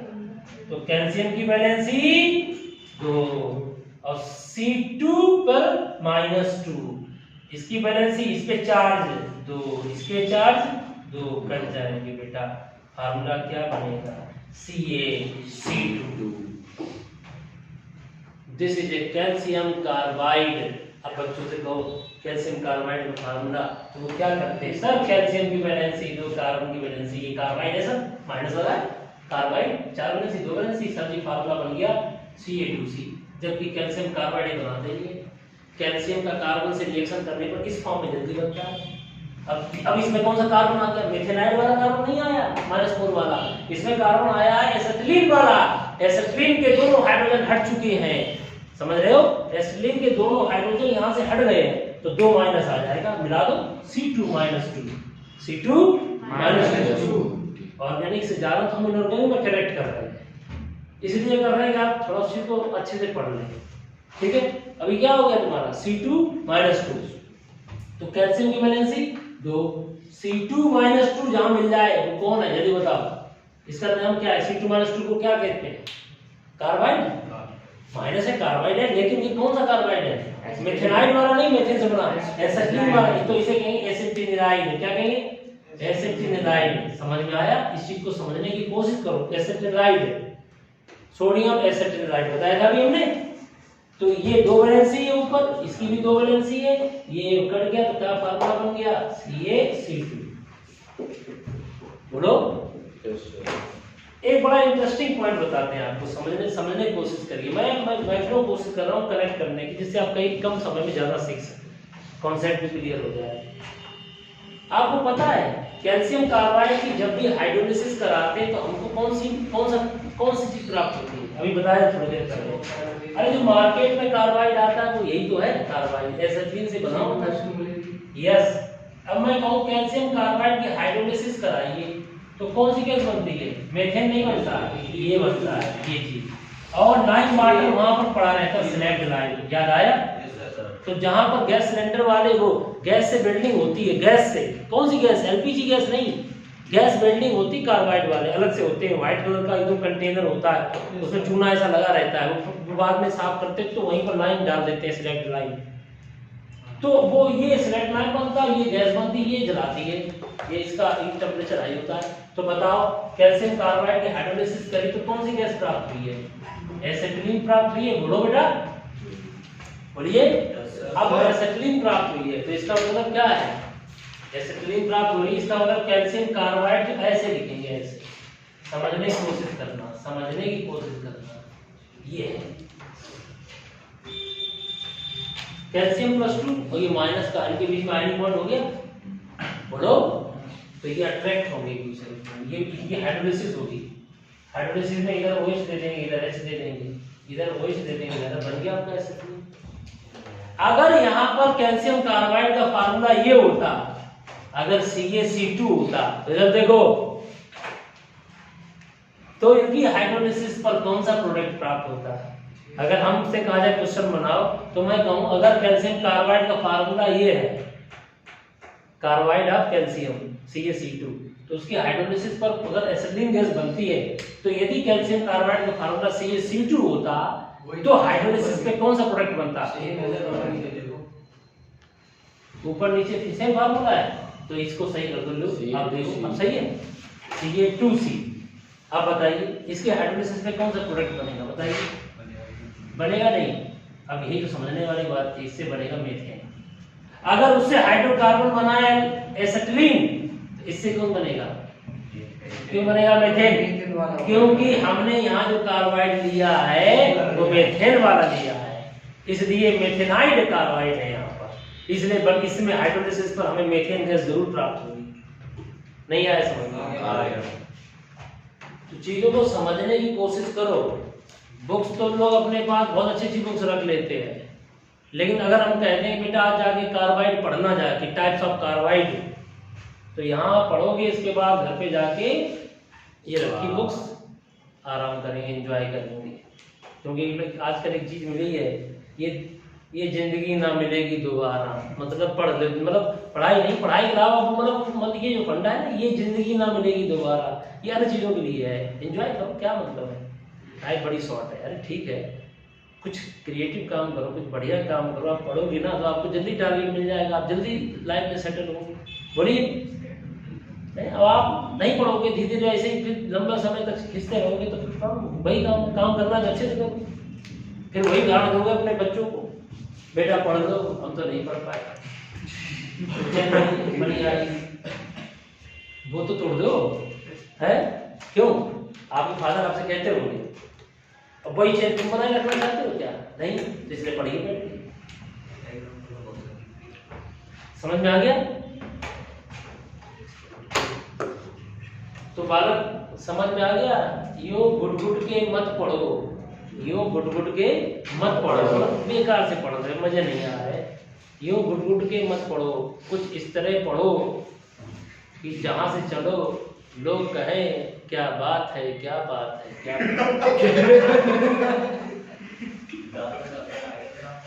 इसको हमने उससे लिया है, यो गुट गुट के मत जियो, कुछ करो और करके दिखाओ कि लोग कहें क्या बात है, क्या बात है। समझ रहे? मतलब हमने आपके लिए बताइए, तो पढ़ो तो अच्छे से पढ़ो ना, टाइम तो वेस्ट हो ही रहा है, मतलब बेस्ट, मतलब समझ रहे हो, जो एंजॉय ज्यादा करते हैं उनके लिए तो क्या यार ये सब पढ़ाई लिखाई, ठीक है? समझ में आ गया? तो कार्बाइड समझ में आ गया कैसे कार्बाइड होगा? अगर हमने फार्मूला ये ले लिया तो आपका मेथेनाइड होगा। अब जैसे हम आपसे कहें सर तो हमें कैसे पता कौन सा कार्बाइड बनेगा? हाँ ये बात मानी, कैल्शियम की वैलेंसी 2 थी, कैल्शियम वैलेंसी कितनी है? +2 है। लॉजिक नहीं बताते हो, तुम्हारे सामने क्वेश्चन पूछा गया है तो बताओ इसमें से कौन, इन दोनों में से कौन एग्जिस्ट करेगा? इन दोनों में से कौन एग्जिस्ट करेगा? अभी जो स्टेबल होगा वही तो एग्जिस्ट करेगा। बोलो, बोलिए, आज का टॉपिक ऑर्गेनिक कम इनऑर्गेनिक ज्यादा हो गया। क्यों? Problem, you have a problem. जब सामने वाले को प्रॉब्लम होती है तो अपने आप हमें साइकोलॉजिकली आपको देखते हुए हम चीजों को रोकना पड़ता है, बताना पड़ेगा कि ये चीज। अब मैं ये क्वेश्चन क्यों पूछ रहा हूँ, मैं एक नए कॉन्सेप्ट तरफ जा रहा हूँ। बता, इनमें से दोनों में से कौन सा कार्बाइड बनाएगा कैल्शियम? कैल्शियम। हाँ, दोनों बनाएंगे कि एक बनाएगा? कम ऑन, कौन सा बनाएगा? कैल्शियम। हमेशा याद रखना, कैल्शियम मेटल है और मेटल उस नॉन मेटल को पसंद करेगा जिसके साथ वो आयनिक बॉन्ड बना सके। या दोनों छोटे छोटे या दोनों बड़े बड़े। एक छोटा बड़ा हो गया, वहां मामला गड़बड़। आयनिक बॉन्ड कहाँ बनेगा? दो छोटे छोटे में प्लस माइनस, या दोनों बड़े बड़े। अगर एक में भी छोटा बड़ा हो गया, वहां पर कोवेलेंट कैरेक्टर आ जाएगा। आप हंस रहे हो, अभी पता चल जाएगा। देखो बालिका, बालक, LIF, LICL, LIBR, LII। बोलिए, LIFCLBRI। बताइए इसमें आयनिक कैरेक्टर किसमें ज्यादा है? LIF में। दोनों छोटे छोटे। जब दोनों छोटे छोटे प्रॉपर का न्यूक्लियस चार्ज है तो अच्छे से ओवरलैपिंग होगी। तो यहाँ जो बॉन्ड बन रहा, ओवरलैपिंग वैसी ओवरलैपिंग नहीं कोवेलेंट वाली, यहाँ पर बॉन्ड बनेगा आयनिक बॉन्ड। कौन सा बॉन्ड बनेगा? Ionic bond. कौन सा बॉन्ड बनेगा? Ionic bond. आयनिक बॉन्ड बनेगा। अब यहाँ पर क्या है? लिथियम का साइज छोटा, बड़ा कौन हो गया? माइनस वाला। तो क्या उस परफेक्शन के साथ बॉन्ड बनेगा आयनिक? नहीं बनेगा। इसमें हल्का सा कौन सा कैरेक्टर आ जाएगा? कोवेलेंट। कौन सा रूल पढ़ाया जाता है? क्यों मैं यहाँ पहुंचाया? तकलीफ होती पहुंचने में, तकलीफ हो गई यहाँ तक पहुंचने में। कहाँ थे, कहाँ पहुंचे, ये है सामने वाले को कनेक्ट करने के लिए ये सब बातें बताना जरूरी है। अब बताइए, लिथियम तो साइज छोटा था, बड़ा कौन हो गया? Cl। तो यहाँ पर आयनिक बॉन्ड नहीं बनेगा बालिका, यहाँ बनेगा covalent.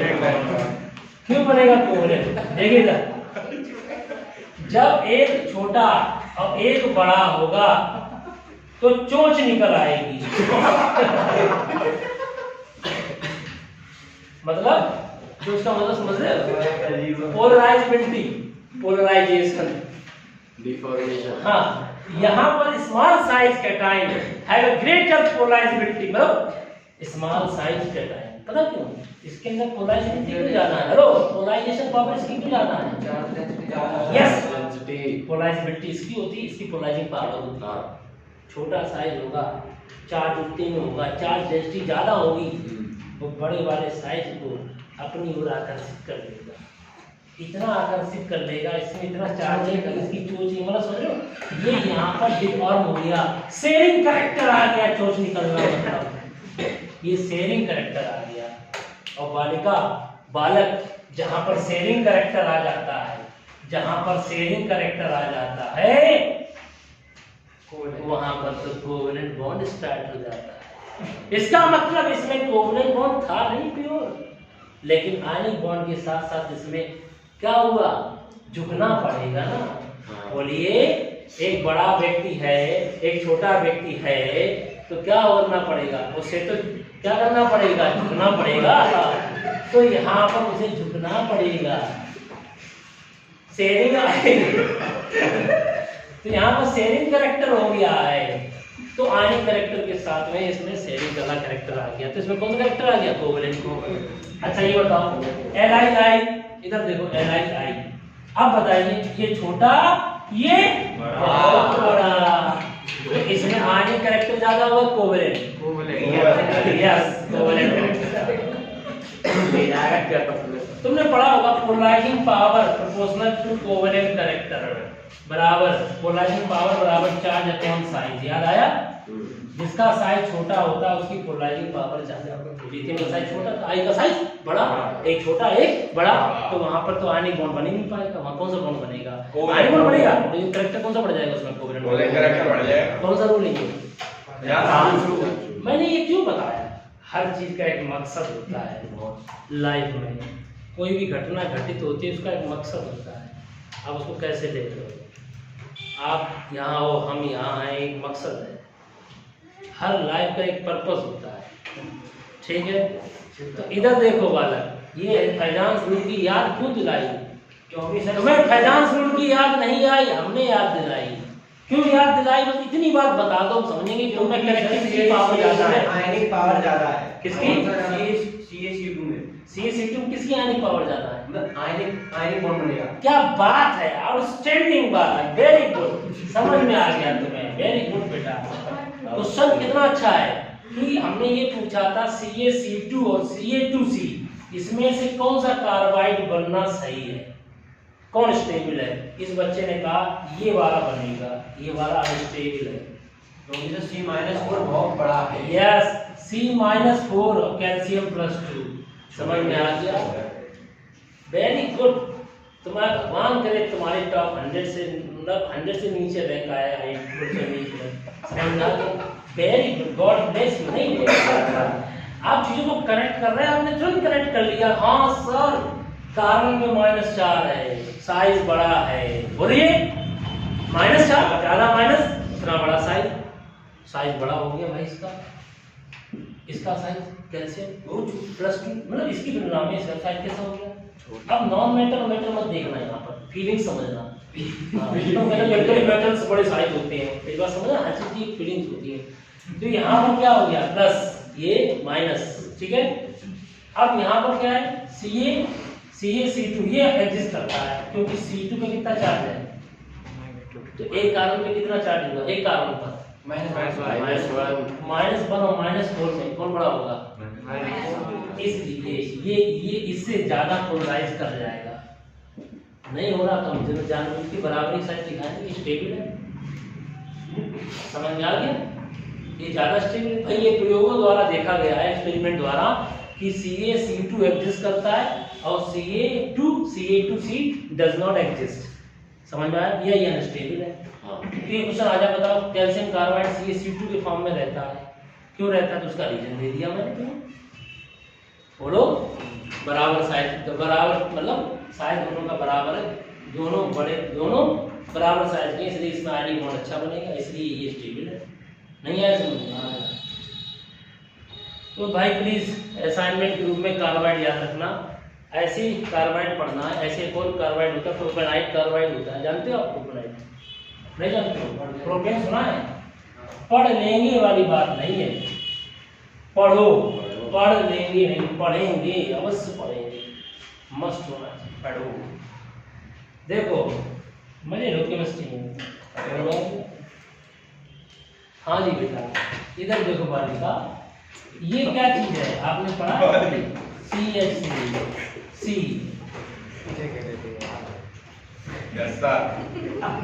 C triple bond C, और यहाँ पर समझना चाहते ये तीनों हटा दो, ठीक। प्रोपाइन तो कितना माइनस आ जाएगा ये बता सकते हो? 3 हाइड्रोजन यहाँ से चले गए, 1 हाइड्रोजन यहाँ से चला गया, तो हाइड्रोजन प्लस के होते हैं, निकल गए, कितने बचेंगे? -1, यहाँ पर कितना आएगा? -3 निकलेगा। अरे वो निकलेगा एक, हम चारों हटा रहे ना यहाँ से। एक कार्बाइड का प्रकार एक और होता है, एक और टाइप्स होता है, कितना आएगा माइनस बैलेंस करने का? तो C3 में कितना आ गया? एक बड़ी इंटरेस्टिंग बात बताते हैं, मैग्नीशियम भाई साहब बैलेंसी कितनी होती है? बोलो। कि एल्युमिनियम की बात करेंगे, देखिए पता चल जाएगा। मैग्नीशियम की बैलेंसी 2, इसकी बैलेंसी 4, 2 1 2 2 4, 2 जब हो जाएगा तो 2 का मल्टीप्लाई इधर मल्टीप्लाई, क्या फार्मूला बना? Mg2C3, ये इसका नाम क्या है? Magnesium carbide. अब बच्चा पता क्या कहता है? सर मैग्नीशियम कार्बाइड उसे एक ही याद आता, कार्बाइड -4 मेथेन वाला, वो सही याद करता है। वो सही इसलिए याद करता है, कार्बन के आउटर शेल में 4 होते हैं, 4 इलेक्ट्रॉन ले लिए, 4 4 कितने हो जाएंगे? 8, बोलो। तो -4 तो आना स्वाभाविक है। अरे नाइट्रोजन के आउटर शेल में कितने होते हैं? 5, नाइट्रोजन 3 इलेक्ट्रॉन ले ले तो 8 हो जाएंगे, तो -3 नाइट्राइड, फास्फोरस पे -3 फास्फाइड, वो सही है। जो सोच रहा है, लेकिन उसे ये नहीं पता ये केमिस्ट्री है। भूल गया था। समझ में आ गया? ये भूल गया था कि एक रूल जहां है हर जगह फिट नहीं होता है। एंजाइम कैटलिस्ट सुने? Yes sir. ताला चाबी सिद्धांत। Yes sir. एक चाबी उसी ताले को खोल सकती है रियल में जो होता है हाँ। स्पेसिफिक कंडीशन होती है। तो कभी कभी चीजें 80% तो फॉलो करती है, लेकिन कहीं कहीं पर क्या होती है कार्बाइड चीजें बदल जाती हैं। ठीक है, अब देखिए, हेलो, तो ये हो गया कार्बाइड। ये कौन सा कार्बाइड है? कम ऑन, 1 2 3 को क्या कहते हैं? प्रोपेन जल्दी बोलो। प्रोपेन कार्बाइड, प्रोपेना कार्बाइड। समझ में आ गया? बोलो। एक बार आप लोग इसको नेट पे सर्च कर लेना कि मैग्नीशियम कार्बाइड का फार्मूला है, उसका फार्मूला क्या दिया गया, एक बार सर्च करो। हाँ बच्चों, देखिए जैसा कि हम लोग पढ़ तो रहे थे एल्काइन, अब एल्काइन में आ गया कार्बन, और कार्बन बन गया कार्बीन। कार्बन पढ़ा दिया, सिंगलेट ट्रिपलेट, और फिर हमको उसमें मन नहीं माना, वो कहा जाता ना है, तो जी ललचाए तो रहा ना जाए, तो वो हाल है। अब बच्चों के दिमाग में आया कि कार्बाइड कहाँ से आया, तो कार्बाइड के टाइप्स बता दिए। वैसे कार्बाइड यहाँ 3 तरीके की बताए मैंने आपको। C4- है तो मीथेन से बना है। हेलो, ऐसे कार्बन की हाइड्रोलिसिस होगी तो मीथेन बनेगा। इस तरह की कार्बाइड की हाइड्रोलिसिस होगी तो एसिटिलीन गैस बनेगी, और इस तरह की कार्बाइड की हाइड्रोलिसिस होगी तो प्रोपाइन की प्रोपीन बनेगा। प्रोपाइन बनेगा C3H4। बोलो, तो समझने की कोशिश करो। तो बताओ वो कौन सा मेटल साल्ट है, वो कौन सा मेटल कार्बाइड है, वो कौन सा मेटल कार्बाइड है जिसकी हाइड्रोलिसिस करने पर मुझे C3H4 प्राप्त होगा? बताओ, प्रोपाइन किससे प्राप्त होगी? जल्दी बोलिए। यस, वेरी गुड बात। Mg2C3 ये एक ऐसा कार्बाइड है जिसकी हाइड्रोलिसिस कराने पर मुझको कौन सी गैस प्राप्त होगी? जल्दी बताइए। प्रोपाइन। और प्रोपाइन के साथ में मुझे हाइड्रोक्साइड प्राप्त होगा MgOH का होल ट्वाइस। क्या इस रिएक्शन को बैलेंस कर सकते हैं आप? इधर देखिए, बैलेंस करना कितना आसान होता है। C कितने हैं यहाँ पर? 3 है, और यहाँ पर Mg कितने हैं? 2, तो 2 का मल्टीप्लाई यहाँ हो ही जाएगा। अब यहाँ पर बैलेंस करने के लिए क्या करेंगे? OH कितने हो गए? 2, C कितने? 3, यहाँ पर 2 का मल्टीप्लाई कर दें। अब ये 2 तो 4 हो जाएंगे, 4 हो जाएंगे, फिर कैसे बैलेंस होगा? हाइड्रोजन ज्यादा चाहिए तो यहाँ पर 4 कर दें। देखिए 2 2 जा 4, और 4 कितने हो गए? 8 हाइड्रोजन, सही है। ऑक्सीजन कितने हो गए? 4 बैलेंस हो गया, बैलेंस हो गया। अब बनेगा C3H4। अब तुम्हारे दिमाग में आ गया C3H4 क्या होगा? CnH2n-2 एल्काइन है। ये हो गया तुम्हारा कौन? एल्काइन। एल्काइन का फार्मूला बताइए, CH3C≡CH। तुम्हारे दिमाग में एक पुलाव ये पकड़ा होगा कि सर ये भी तो हो सकता है एलीन, C≡C। ये देखिए कहाँ पहुंच गए हम लोग। ये जानते हो क्या चीज है? बता सकते हो बालक? इसे एलीन कहते हैं। ये पता कौन है allene? Non conjugated diene. Non conjugated diene. Di माने 2, ईन माने डबल बॉन्ड, और नॉन कंजुगेटेड का मतलब कंजुगेशन नहीं। जहां डबल सिंगल डबल होता that is a conjugation diene. ये non conjugation diene, that is called allene. ये क्वेश्चन आया था 2011 में आईआईटी का पेपर में। देखना, ये क्वेश्चन आ चुका है कि एलीन में प्रत्येक कार्बन में कौन सा हाइब्रिडाइजेशन है। ये सिंपल सा क्वेश्चन आया था एलीन। हाँ जी, sp और sp2। अगर आप पेपर देखेंगे तो देखिए यहाँ पर 2 सिग्मा है, इस कार्बन की चारों तरफ कितने सिग्मा है? 3। यहाँ sp2 आएगा, यहाँ पर sp आएगा, यहाँ पर sp2 आएगा। तो इसमें 2 तरह का ऑप्शन ये वाला टिक किया था, sp और sp2, ये किया हुआ लोगों ने सही। उसमें ऑप्शन थे ओनली sp2 और sp और sp3। कौन सा ऑप्शन सही है? यहाँ 2 प्रकार का हाइब्रिडाइजेशन पाया जा रहा है। किनारे वाले कार्बन पे sp2 है और बीच वाले कार्बन में sp हाइब्रिडाइजेशन है, दैट इज कॉल्ड एलीन। क्या कहेंगे? एलीन। अब बताओ इस फार्मूला में बताओ दोनों फार्मूला कैसे हैं? बताओ बेटा, दोनों फार्मूला सेम, C3H4 दोनों के फार्मूला सेम, दोनों के स्ट्रक्चर अलग अलग। एक है एलीन, एक है एलीन, और एक है तुम्हारा एल्काइन। और वो एल्काइन कौन सा नाम है इसका? प्रोपाइन। समझ में आया? प्रोपाइन में कौन सा हाइब्रिडाइजेशन होता है? इसमें 3 हाइड्रोजन 4 सिग्मा sp3, इसमें sp बोलो बेटा, इसमें sp, तो यहाँ हाइब्रिडाइजेशन पाया गया sp और sp3। अगर ये स्ट्रक्चर होती तो sp और sp3 हाइब्रिडाइजेशन होता, अगर ये स्ट्रक्चर है तो sp और sp2 हाइब्रिडाइजेशन है। फार्मूला दोनों का सेम बट स्ट्रक्चर डिफरेंट है। कहाँ पहुंच गए, पता है किसी को? ये होता है स्ट्रक्चरल आइसोमर्स। समझ में आ चीजें, जहां आपको जो मिलता जाएगा उसे आप पढ़ते रहिए, ठीक है। तो इसे नोट कर लीजिएगा, याद रखिएगा। इस प्रकार की कार्बाइड है तो मीथेन गैस मिलेगी हाइड्रोलिसिस में, इस प्रकार की कार्बाइड है तो कौन सी गैस मिलेगी? और इस प्रकार की कार्बाइड है तो कौन सी गैस मिलेगी? प्रोपाइन। बच्चों ये टॉपिक हमारा पी ब्लॉक में कार्बन फैमिली से रिलेटेड है, हम उसको वहां पढ़ चुके हैं कार्बाइड। अब आपको पढ़ना वहां पर कार्बाइड की types, ionic carbide, covalent carbide, interstitial, metallic carbide, ये सब पढ़ सकते हो, ठीक है। तो ये यहाँ करेक्शन करने की जरूरत था। और हमने कहाँ जोड़ दिया आपको बता दें, एस ब्लॉक से। एस ब्लॉक में मैग्नीशियम आता है, कैल्शियम आता है, कैल्शियम ये कार्बाइड बना रहा है जबकि मैग्नीशियम ये वाला कार्बाइड बना रहा है। समझ में आ गया?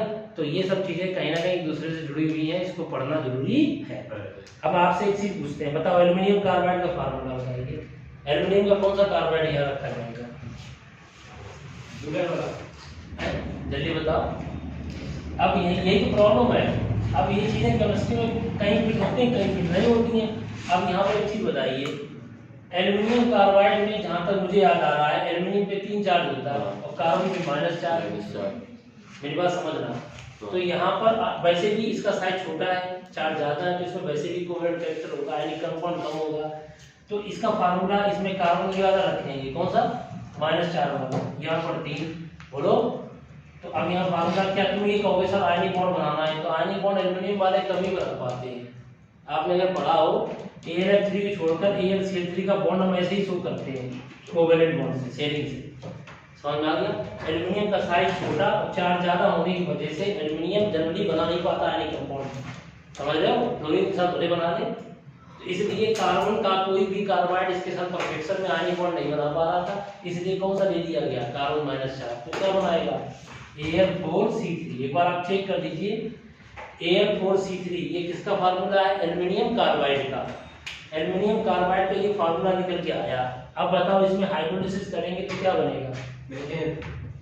Very good. एक बार चेक करो ये फार्मूला हमारा सही है एल्यूमिनियम कार्बाइड का? सही है सर। हाँ, अब यहाँ पर कौन सा कार्बाइड आ गया? Aluminium carbide. तो देखो बच्चों, Al4C3 अगर इसकी हम हाइड्रोलिसिस करें, इधर देखना, सब लोग देखना, हेलो हेलो, कितने हाइड्रोजन ले लिए? हेलो कहते हैं तो हल जाओ, इसलिए हेलो दिया गया। अभी आप पूछ रहे सिगरेट का मतलब क्या है, हेलो का मतलब समझ रहे हो? हाँ। चलो 1 2 3 4 5 6 7 8 9 10 11 कितने ले लिए हमने? क्यों? मीथेन बनाने के लिए एक कार्बन को कितने हाइड्रोजन चाहिए? 4। तो 3 कार्बन को कितने चाहिए? 12। ये देखो, ये क्या निकल गया? CH4। और क्या कितने OH बचे? 12 OH किसके साथ चलेंगे? एक OH -Z के साथ ये फार्मूला बनाता है, तो 4 है एल्यूमिनियम, जो 12 OH बचे, एल्यूमिनियम हाइड्रोक्साइड का प्रेसिपिटेट आ गया। समझ में आ गया? चीजों को समझने की कोशिश करिए। CH4 बन गया, बोलो। हम लोग S ब्लॉक से करेक्ट कर गए, बोलो। अब क्वेश्चन समझना, कैल्शियम कार्बाइड बनाया, मैग्नीशियम कार्बाइड पढ़ लिया, और तुमने एल्यूमिनियम कार्बाइड भी पढ़ लिया, तीनों की कार्बाइड पढ़ ली। जो ये वाला किसके साथ है जल्दी बताओ? ये वाला मैग्नीशियम के साथ आ गया, ये वाला एल्यूमिनियम के साथ, ये वाला कैल्शियम के साथ। फिर जरूरी थोड़ी है, और भी बनाते हैं, ठीक है। एक असाइनमेंट हम आपको दे देते हैं, बताओ सोडियम पोटेशियम एल्कली मेटल्स है, इनके साथ कौन सा कार्बाइड बनेगा? इन तीनों में से तीनों बनेंगे, कौन सा बनेगा? ये आपको कमेंट सेक्शन जाके लिखना होगा, ठीक है, शाम तक, ठीक है। गुड, क्लियर हो गया? चलिए कोई बात नहीं, कार्बाइड भी आपने पढ़ लिया, ठीक है। जरूरी था, आपको चीजें आज नहीं तो कल पढ़नी होगी। इसको हटा दें बेटा, समझ में आ गया सबको? ठीक। अब हम लोग आगे बढ़ेंगे आज के टॉपिक की ओर कि भाई एल्काइल में अब क्या पढ़ेंगे। देखिए ध्यान से, स्ट्रक्चर हो गई है और आइसोमेरिज्म पढ़ लेते हैं एल्काइल में। एल्काइन की आइसोमेरिज्म पढ़ेंगे अभी हम लोग। देखिए सबसे पहले एल्काइन की आइसोमेरिज्म पढ़ते हैं, फिर प्रिपरेशन पढ़ते हैं। देखिए अब थोड़ा फास्ट पढ़ेंगे। Isomerism in alkyne. बताओ बच्चों, आइसोमेरिज्म बताते हैं। स्ट्रक्चरल आइसोमेरिज्म पहले कौन सी आती है स्ट्रक्चर में? चेन। बच्चों बताओ CH3 CH2 और CH2 C triple bond CH। बच्चों बताना ये तुम्हारे सामने क्या है? 1 2 3 4 5। ये क्या है? 5 पेंटाइन। क्या है ये? पेंटाइन। ये कार्बन काट के बीच में लगा दो तो बन गया CH3 समझ रहे हो मेरी बात को? ये यहाँ से काट के यहाँ पे लटका दीजिए तो CH3 लो। अब इसका नाम क्या हो जाएगा बताओ? लो भाई, अरे ये कार्बन को हटा के यहाँ लटका दिए बीच में, बोलो यहाँ लटकाएंगे ऐसे यहाँ पहुंचा दें CH3 हो जाएगा। ये बन गया। इसका नाम क्या है? इसका नाम क्या था? पेंट 1 आइन। ये क्या हो गया तुम्हारा? 3 मिथाइल ब्यूट 1 आइन। इसमें कोई दिक्कत तो है नहीं? हमने किस में डिस्टर्बेंस किया है? चैन में। तो आई थिंक इसे लिखने की जरूरत नहीं, समझ में आ गया होगा। दूसरा कौन सा आइसोमेरिज्म? पोजीशन। सबको पता है पोजीशन। पहले कौन सी आइसोमेरिज्म बता रहे हैं? स्ट्रक्चरल। पोजीशन बताओ। पोजीशन आइसोमेरिज्म में क्या होगा? अरे भाई डबल बॉन्ड ट्रिपल बॉन्ड के स्थान बदल दो। तो ये नाम क्या है इसका? CH3 CH2 CH C triple bond CH। इसका नाम बताओ क्या है? इसका नाम क्या बताइए पहले? इसका नाम है ब्यूट 1 आइन। अगर ट्रिपल बॉन्ड बीच में लगा दीजिए तो इसका नाम क्या हो जाएगा? ब्यूट 2 आइन। तो ये कौन सा आइसोमेरिज्म हो गया? ब्यूट 2 आइन और ब्यूट 1 आइन। नहीं आया समझ में? ये हो गया आपका स्ट्रक्चरल में पोजीशन बदल गई। डबल बॉन्ड ट्रिपल बॉन्ड की। नहीं आया समझ में? वो था चेन आइसोमर्स, ये है तुम्हारा पोजीशन आइसोमर्स। ठीक है? नहीं आया समझ में? गुड। तो एक हमारा चेन आइसोमर्स है, एक हमारा पोजीशन आइसोमर्स। ये हो गया। नेक्स्ट देखिए चेन पोजीशन के बाद में अब आपका आता है फंक्शनल आइसोमर्स। कौन सा? Functional isomers. थर्ड देखिए फंक्शनल आइसोमर्स। हाँ जी बेटा, फंक्शनल में कौन होगा? CH3 C triple bond CH। ये क्या है नाम बताइए इसका? प्रोपाइन। क्या नाम है? प्रोपाइन। इस समय फंक्शनल ग्रुप कौन सा है? Triple bond. कौन सा है? Triple bond. अब यहाँ क्या करते हैं? अभी बताया था एलीन। बोलो एलीन बना दिया। इन दोनों का फार्मूला C3H4। दोनों का मॉलिक्यूलर फार्मूला सेम है बट स्ट्रक्चर डिफरेंट है with respect to the functional group. भले फंक्शनल ग्रुप मतलब चेंज ही होगा पूरा। यहाँ पर ट्रिपल बॉन्ड है, यहाँ पर डबल बॉन्ड। एक नॉन कंजुगेटेड डबल बॉन्ड को कहते हैं एलीन। स्ट्रक्चर आइसोमर एलीन। और ये तुम्हारा क्या हो गया? तुम्हारा स्ट्रक्चर तो है, स्ट्रक्चर फंक्शनल है। ये क्या हो गया? जल्दी बताओ इसका क्या नाम है? प्रोपाइन। क्लियर हो गया? वो ट्रिपल बॉन्ड है, उस कैटेगरी बदल गई। ये फंक्शनल आइसोमर्स हो गया। फार्मूला दोनों के सेम है। बच्चों समझ में आ गया कि नहीं आएगा?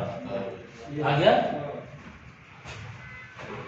तो फंक्शन के बाद ये पोजीशन हो गया भाई। क्या हो गया? पोजीशन। हम मतलब पहले कौन सा था? Chain, position, function. अब लिखिएगा नेक्स्ट लिखिएगा ring chain isomers isomerism. Third के बाद फोर्थ आ गई रिंग चेन किसमें होती है? इसी में होती है। याद है? स्ट्रक्चरल में इसमें चेन रिंग बन जाती है। जैसे ये बताओ इसका नाम क्या है? CH3 C triple bond CH। इसको अगर हम ये लो बेटा, दिस इज साइक्लोप्रोपीन। इसका फार्मूला दोनों का क्या होगा? C3H4। बोलो ये हट जाएगा बॉन्ड, इससे जुड़ जाएगा, ये डबल बॉन्ड बना रहेगा साइक्लोप्रोपीन। तो साइक्लोएल्कीन और एल्काइन इन दोनों का जनरल फार्मूला CnH2n-2 होता है। एल्काइन साइक्लोएल्कीन और एल्काइन दोनों का जनरल फार्मूला एल्काइन वाला CnH2n-2। समझ में आ गया? ये थी हमारी आइसोमेरिज्म। समझ में आ गया? अब बात करते हैं आइसोमेरिज्म के बाद में नेक्स्ट टॉपिक है मेथड ऑफ प्रिपरेशन। समझ में आ गया? बच्चों देखिए इधर मेथड ऑफ प्रिपरेशन।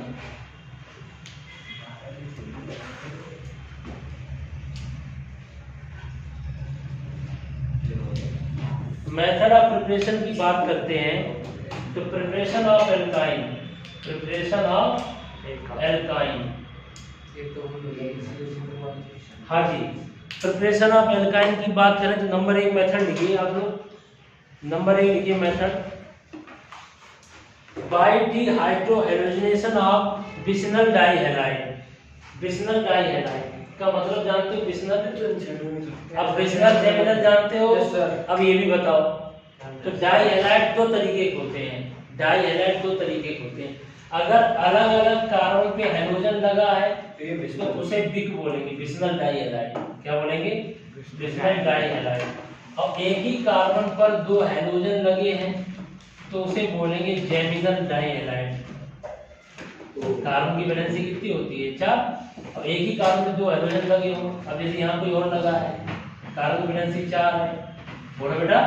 अगर एडजस्टेंट कार्बन पे हाइड्रोजन लगे सेम तो उसे बिग डाइहैलाइड कहेंगे, और एक ही कार्बन में लगे तो उसे जेम डाइहैलाइड कहेंगे। तो डाइहैलाइड कितने तरीके के होते हैं? 2 तरीके के। जैसे हम आपसे कहें C2H4Cl2, इसको हम 2 तरीके से लिख सकते हैं, समझना ध्यान से। एक लिख सकते हैं CH2 single bond CH2Cl, ethylene dichloride, ठीक है। और एक लिख सकते हैं, इधर देखिए CH3 सिंगल बॉन्ड CHClCl, यानी एक ही कार्बन पे जो हाइड्रोजन होंगे बेटा, इधर देखो, तो उसे जेमिनल डाइहैलाइड कहेंगे और इसे बोलेंगे बिग डाइहैलाइड। समझ में आ गया? तो अब बताओ रिएक्शन बता देंगे हम, पहले तो उसे यही बताएं। उस रिएक्शन का टाइटल क्या था? डिहाइड्रोहेलोजिनेशन। अब उसे बताने से पहले हमें ये बताना चाहिए किसका डिहाइड्रोहेलोजिनेशन कर रहे हैं? बिस्नल का। तो पहले बिग डाइहैलाइड के बारे में पता होना चाहिए, तो बिग पता होना चाहिए, तो जेम तो पता होना चाहिए। यस सर, समझ में आ गया? इस तरीके से आपका ये हो गया बिग। अब हम लोग क्या पढ़ रहे हैं? प्रिपरेशन, किसकी प्रिपरेशन पढ़ रहे हैं? एल्काइन की। तो नंबर 1 मेथड है बाय डिहाइड्रोहेलोजिनेशन ऑफ बिग डाइहैलाइड। समझ में आ गया? बोलो बेटा, बिग डाइहैलाइड। अब हमारे सामने डी माने क्या होता है? निकलना। किसका निकलना? HX का निकलना, डिहाइड्रोहेलोजिनेशन होता है। तो बिग डाइहैलाइड, इधर देखिए बेटा, CH2Cl, ये हाइड्रोजन है कि नहीं? हाइड्रोजन बताओ। अच्छा, ये हाइड्रोजन है Cl, ब्रोमीन, क्लोरीन। अब हम इसकी रिएक्शन जहां तुम्हें मिल जाए, इधर देखो एल्कोहलिक KOH, जहां तुम्हें एल्कोहलिक KOH मिल जाए, क्या मिल जाए? Alcoholic NaOH, alcoholic KOH। सुन लो, कहां कनेक्ट कर जाओगे? 12th क्लास में। ये किसमें आता है? 12th में। एल्कोहलिक KOH जहां मिल जाए वहां तुम HCl HBr जो भी हो हाइड्रोजन एसिड निकाल दो। तो सुन लो, इसका Cl, बगल वाले का H निकल गया, HCl, इसका H, इसका Cl निकल गया। कितने निकल गए? HCl। तो कितने बॉन्ड बन जाएंगे? 2। एक ही है तो H बचेगा, बन गया। इतना समझने में दिक्कत हो रही हो तो क्या करो? उसे खोल के रख दो, ओपन कर दो स्ट्रक्चर, समझ में आ जाएगा। कैसे रखेंगे ओपन? CH2Cl। अब इधर Cl कर दो, लो बेटा, क्या निकल गया? HCl। इसकी मेकिंग वगैरह हम सब बता चुके हैं, डिहाइड्रोहेलोजिनेशन। तो ये देखिए इलिमिनेशन रिएक्शन हमने पढ़ाई थी, अगर आपको याद हो। तो ये इलिमिनेशन हो गया, HCl निकल गया। देखिए इधर HCl, ये दोनों मिलकर बॉन्ड बना देंगे, इनकी जाने से ये बॉन्ड बना देंगे, ट्रिपल बॉन्ड बन गया, एल्काइन बन गया, डिहाइड्रोहेलोजिनेशन हो गया, HCl निकल गया। नहीं आया समझ में? आ गया बेटा? यस सर, नोट कर लो। ये बिग डाइहैलाइड है, 1,2 डाइक्लोरोएथेन।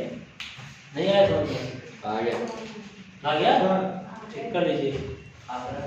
आगे देखिए नेक्स्ट, अगर एल्कोहलिक KOH ना हो, अगर एल्कोहलिक KOH ना हो, क्या ना हो? एल्कोहलिक KOH ना हो, एल्कोहलिक KOH ना हो, प्रिपरेशन पूरी होने दीजिए। अगर एल्कोहलिक KOH ना हो, उसकी जगह पर कोई दूसरा बेस हो। हेलो, यहाँ कौन बेस है? KOH को आपने एल्कोहल में डाला, किसमें डाला? KOH जानते हो? Potassium hydroxide. तो क्या बनता है आपको बता दें? पोटेशियम पोटेशियम, ये इसका H है, इसका H नहीं, याद करो KOH, इसका H इसका OH जाएगा तो पोटेशियम इथॉक्साइड बनेगा। ये बेस होता है, क्या होता है? बेस। और ये बेस इस एसिड को निकाल देता है हाइड्रोजन एसिड। समझ में आ गया? ठीक है, याद है? बेस को प्रोटॉन पसंद है, याद करो। फिर Cl निकलता है, मैं पढ़ा चुका हूँ, डीहाइड्रोजनेशन। ठीक है, अगर आप चाहो इसकी मैग्नीट्यूड समझना तो वो भी हम समझा देंगे, जैसे बता चुके हैं, लेकिन हम आपको ये बता दे रहे कि ये हमारे सामने कौन है? CH। मान लीजिए हमारे सामने ये कौन हमारे सामने आ गया, ये लो, इसका नाम क्या है बताओ? ये वही चीज है, CH2Cl और CH2Cl, 1,2 डाइक्लोरोएथेन। अब हमने यहाँ ले लिया सोडियम एमाइड NaNH2। तुम कहोगे सर ये क्यों ले लिया, इसका क्या है? तो यहाँ पर ये बेस होगा, अब ये निकालेगा HCl, तब भी बन जाएगा तुम्हारा क्या? जल्दी से बताओ, CH ट्रिपल बॉन्ड CH, ये बन गया तुम्हारा एल्काइन। क्या बन गया? एल्काइन। तो इसलिए बच्चों याद रखना, चाहे तुम क्या ले लो, एल्कोहलिक एसिड, चाहे तुम ले लो NaNH2। समझ में आ गया? नेक्स्ट है आपके सामने एक क्वेश्चन आपसे पूछे। Yes sir. ठीक है, लोग लिख देते हैं, दोनों रिएक्शन हो जाते हैं, लेकिन एक इसमें बड़ी इंटरेस्टिंग बात है, मैं के लिए बताते हैं। देखिए समझना, अभी तो हमने ऐसे लिख दिया है एल्कोहलिक एसिड। देखो सर, ये हमारे सामने CH2 पर ध्यान समझना, Cl, और ये हमारे सामने H, सिंगल बॉन्ड Cl और CH2। ये क्या है बताओ? CH2Cl CH2Cl। अगर हम पहली स्टेप में अल्कोहलिक केज चलेगा, ये कम बेस है NaNH2 से, तो ये अल्कोहलिक केज का मतलब इसमें पैदा हो जाएगा अल्कोहल का इथॉक्साइड। और इथॉक्साइड कौन होता है? बेस। क्यों बेस है? इसमें प्लस आई इफेक्ट भी होता है, एल्किल ग्रुप ऑक्सीजन को इलेक्ट्रॉन देता है, तो इसलिए ये इलेक्ट्रॉन डेंसिटी बढ़ जाती है। ये प्रोटॉन पसंद करेगा, बेस को क्या पसंद है? प्रोटॉन पसंद है। गाने पर चले जाना, तो यहाँ पर क्या है? बेस को क्या पसंद है? प्रोटॉन पसंद है। जब देखो ये बॉन्ड यहाँ गिरेगा, गिरेगा, बोलो, तो ये वाला बेस क्या करेगा? इधर देखो, प्रोटॉन को ले लेगा, तो जैसे ही गिरेगा तो यहाँ से किसी एक को जाना होगा। वो कौन है जो जाएगा? H तो चला गया, अब हाइड्रोजन जाएगा, तो क्या बन गया? जल्दी बताओ। CH, बोलो बेटा, CH, Cl रह गया, डबल बॉन्ड आ गया, यहाँ पर CH2, बोल से देखो, CH2, ये H निकला, ये Cl निकला। पहले एक HCl निकलेगा, एक साथ दोनों HCl कभी नहीं निकलेंगे, पहले एक बार में एक चीज निकलेगी, पहले एक HCl निकला, इसकी प्रेजेंस में, बेस की प्रेजेंस में। अब क्या होगा? ये बन गया, गौर से देखो, इसको सीधा करके लिखो, ये लो, this is called vinyl chloride. क्या नाम है इसका? Vinyl chloride. ये विनाइल क्लोराइड है। तो विनाइल ग्रुप क्या होता है? इतने को विनाइल कहते हैं बच्चों। हाँ, बता। विनाइल क्लोराइड बन गया। ये पता है, ये स्टेबल हो रहा है। पता है ये स्टेबल क्यों है? रेजोनेंस। याद करो, लोन पे यहाँ गिरेगा, डबल बॉन्ड यहाँ जाएगा, बच्चों यहाँ पर रेजोनेंस पाया जाता है। कुछ याद आया? विनाइल क्लोराइड में रेजोनेंस है, इसलिए स्टेबलाइज हो गया। लेकिन ये स्टेबलाइज हो गया, जो व्यक्ति ज्यादा स्टेबलाइज होता है उसको हिलाने के लिए ज्यादा दम लगानी पड़ेगी, और दम लगाने के लिए हमें अपनी बार बेस इससे भी स्ट्रॉन्ग चाहिए, तब जाके एक और HCl निकलेगा। अब एक HCl निकला है, तो दूसरी स्टेप में क्या होने वाला है? गदर होने वाला है। वो गदर क्या देखिए, हाँ जी, CH2 CH, CH2 CH, इसको हम ऐसे लिख सकते हैं, CH2 डबल बॉन्ड, यहाँ पे समझना CH, और ये क्या है? Cl। बोलो, CH2 CH, Cl है। अब यहाँ बेस कौन आएगा आपकी बार? Sodium amide. सोडियम एमाइड आएगा, किसको ले जाएगा? ये देखिए बेस है, बेस को क्या पसंद है? पता है, प्रोटॉन पसंद है, ये इसको ले जाएगा, और इसको यहाँ से जाना होगा, कार्बन से 4 होती है।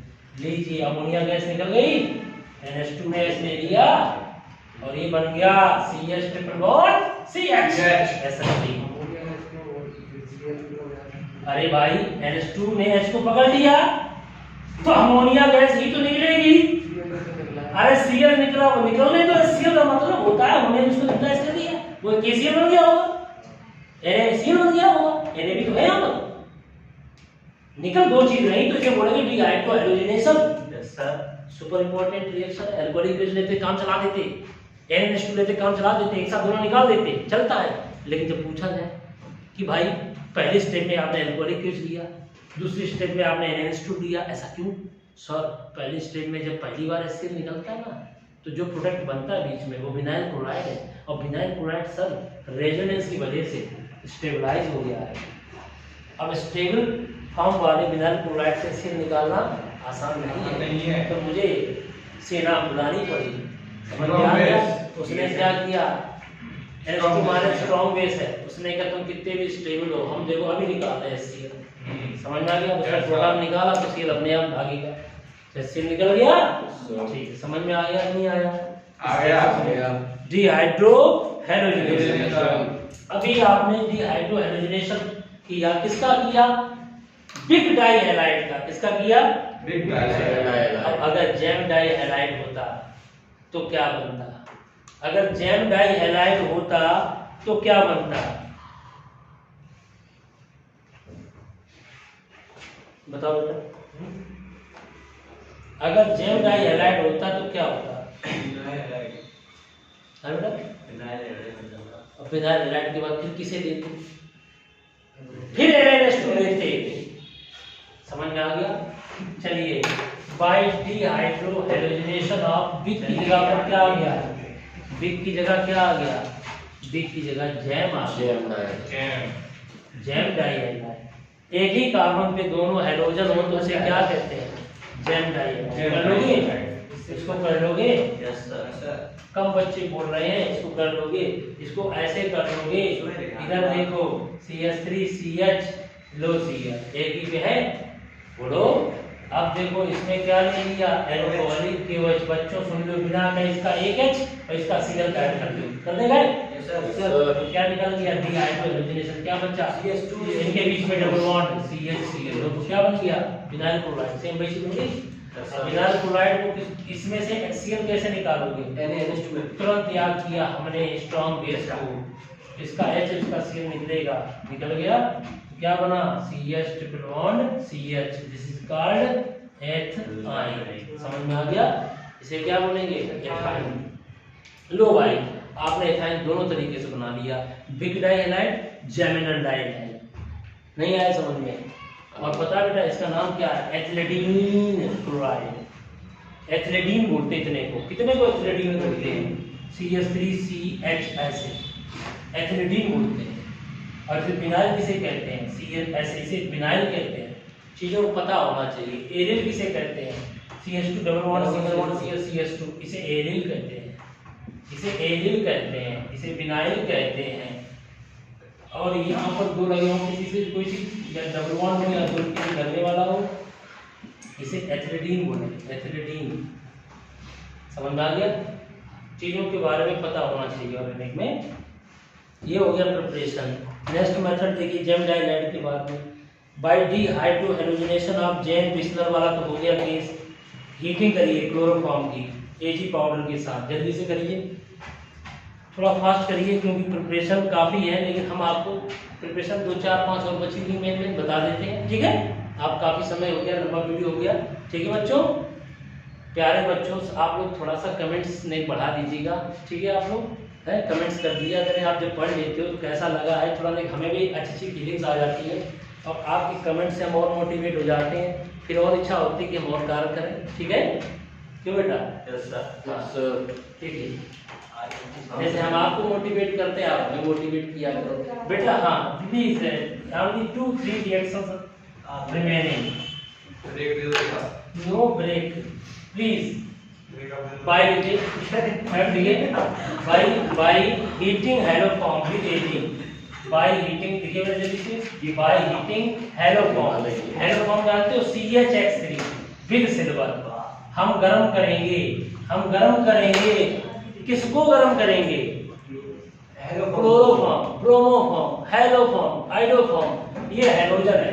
मान लीजिए क्लोरोफॉर्म ले लिया CH3। तो बच्चों देखो हम चीज को ऐसे परोसते हैं कि बच्ची बन जाए। तो ये सिल्वर है बीच में, और ये देखो Cl, ये देखो बच्चों ये कौन है? Chloroform CH3। तो CH3 के दो मॉलिक्यूल ले लिए, इधर देखिए, और बीच में ले लिया चांदी, सिल्वर पाउडर, गरम करो, 6 ले लिए, Ag वैलेंसी 1। देखो बेटा क्या निकल गया, तुम्हें पता होगा क्या निकल गया? AgCl। अगर चाहो तो तुम दिन निकाल सकते हो, कैसे? ये देखिए, ये समझ में आ गया? AgCl बन गया। क्या बन गया? AgCl बन गया।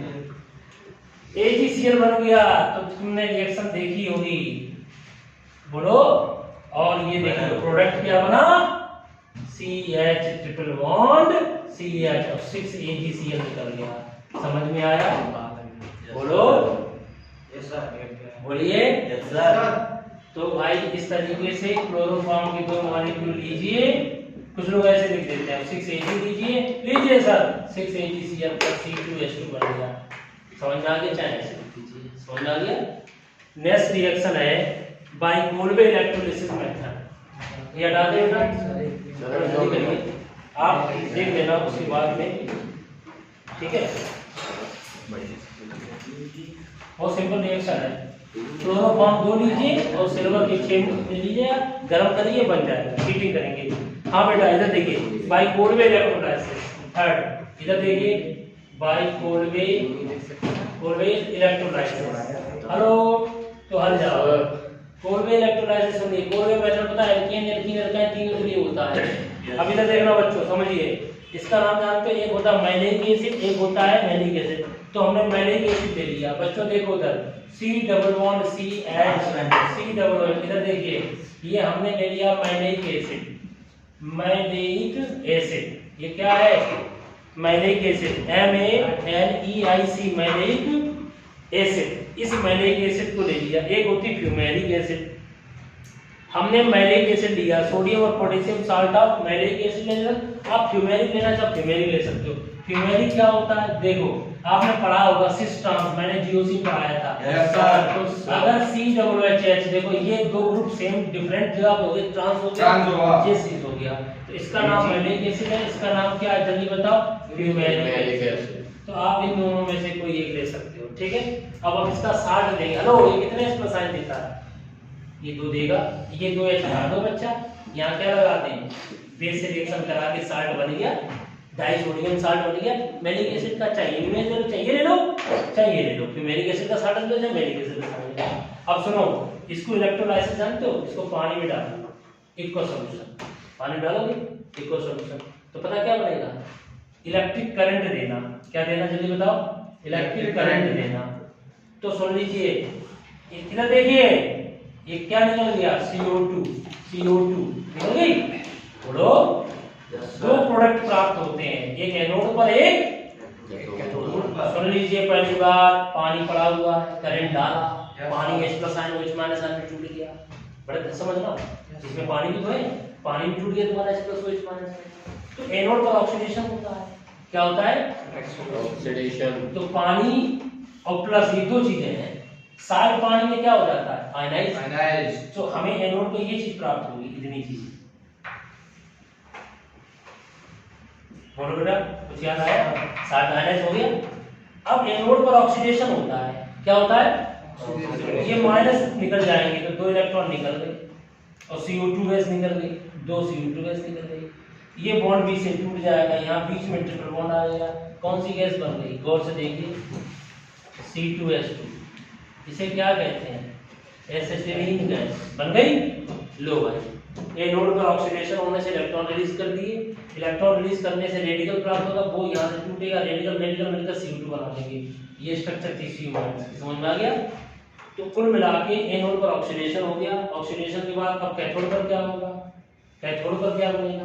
कैथोड पर पानी किसमें टूट जाता है? सबको पता है, पानी जो है H+ और OH- आयन में टूटता है। तो कैथोड पर रिडक्शन होता है। रिडक्शन किसका होगा? H+ आयन आएगा और वो क्या करेगा? 2 इलेक्ट्रॉन लेकर हाइड्रोजन गैस बना देगा, और सॉल्यूशन में क्या रह जाएगा? NaOH। Na है और OH माइनस है, ये सॉल्यूशन में बेसिक सॉल्यूशन बना रहेगा, एल्कलाइन सॉल्यूशन। और हमें एनोड पर क्या प्राप्त हुई, कौन सी गैस, CO2 गैस प्राप्त हुई और एसिटिलीन गैस प्राप्त हुई और कैथोड पर हाइड्रोजन गैस प्राप्त हुई। तो यहाँ और सारे प्रोडक्ट प्राप्त हो रहे हैं, लेकिन तुमसे कहा गया कोलवे प्रोसेस बताओ, ये कोलवे प्रोसेस होती है। इसमें होता क्या है, इसमें एक एनोड होता है, एक कैथोड होता है बच्चा, बोलो याद आया।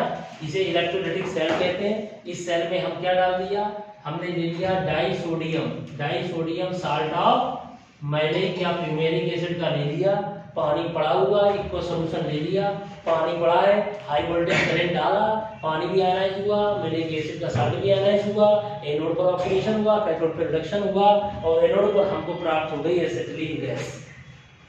समझ में आ गया जो हमें चाहिए। ये प्रोसेस का नाम बताइए, कोलवे प्रोसेस। नेक्स्ट लिखिएगा, अब सुनिए, अगर आपको बनाना है हाइयर एल्काइन, छोटे एल्काइन से, तो कैसे बनाओगे, ये बात और बता दीजिए हमें। ये हुई कोलवे प्रोसेस, ठीक है बच्चों। कोलवे प्रोसेस का मतलब आप ऐसे लिख सकते हो, मैलिक एसिड के साल्ट की इलेक्ट्रोलाइसिस। बेटा इधर देखिए, मैलिक एसिड के साल्ट की हमने क्या किया, इधर देखिए प्लीज, मैलिक साल्ट की हमने क्या किया, इलेक्ट्रोलाइसिस। क्या किया है, इलेक्ट्रोलाइसिस, और हमें प्राप्त हो गया एसिटिलीन गैस। अब हमको बनाना है बड़ी एल्काइन, समझ में आया। जैसे बेटा RC ट्रिपल बॉन्ड C, ये हमारे पास है, इसका नाम बताओ क्या है, इसका नाम बता सकते हो, प्रोपाइन। और हमें बनाना ब्यूटाइन, हमें क्या बनाना है जल्दी बताओ, ब्यूटाइन। तो ब्यूटाइन बनाने के लिए हमने क्या किया, प्रोपाइन से ब्यूटाइन बनाना। तो हमने एक कार्बन इसमें, एक कार्बन हमने इसमें क्या किया, लगाया है, एक कार्बन लगाया है, ये प्रोपाइन है, ये ब्यूटाइन है, एक कार्बन हमने एक्स्ट्रा बढ़ाया है, बढ़ा दिया है।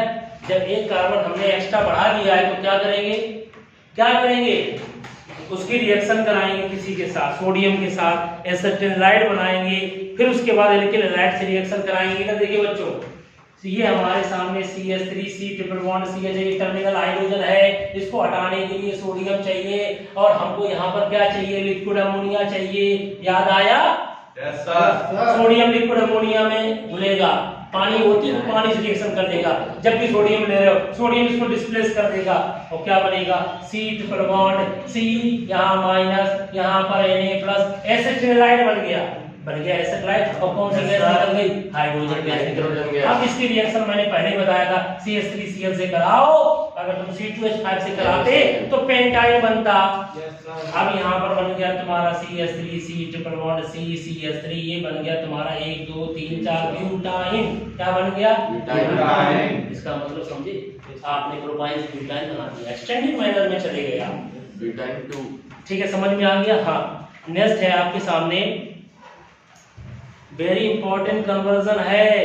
If you want to gain low from lower alkyne to higher alkyne, समझ में आया, तो याद रखना, पहले नंबर पर सोडियम लिक्विड अमोनिया, दूसरे नंबर पर ये और दूसरे नंबर पर एल्किल हैलाइड। समझ में आया, ठीक है बेटा, ध्यान से देखिए, नोट कर लीजिए, नोट कर लिया, नहीं सर। नोट कर लीजिए। नेक्स्ट है लास्ट रिएक्शन, सिल्वर एसिटिलाइड की, सिल्वर एल्केनाइड आपने पढ़ा है, ये बहुत इंपॉर्टेंट रिएक्शन है। सिल्वर एसिटिलाइड का फार्मूला बताओ, डाइल्यूट HNO3 के साथ रिएक्शन कराओ, हमें एसिटिलीन गैस प्राप्त होगी। आप जानते हो ये बहुत इंपॉर्टेंट रिएक्शन क्यों है, HNO3 के साथ रिएक्शन कराने पर, बताएंगे बेटा? Yes sir. देखिए,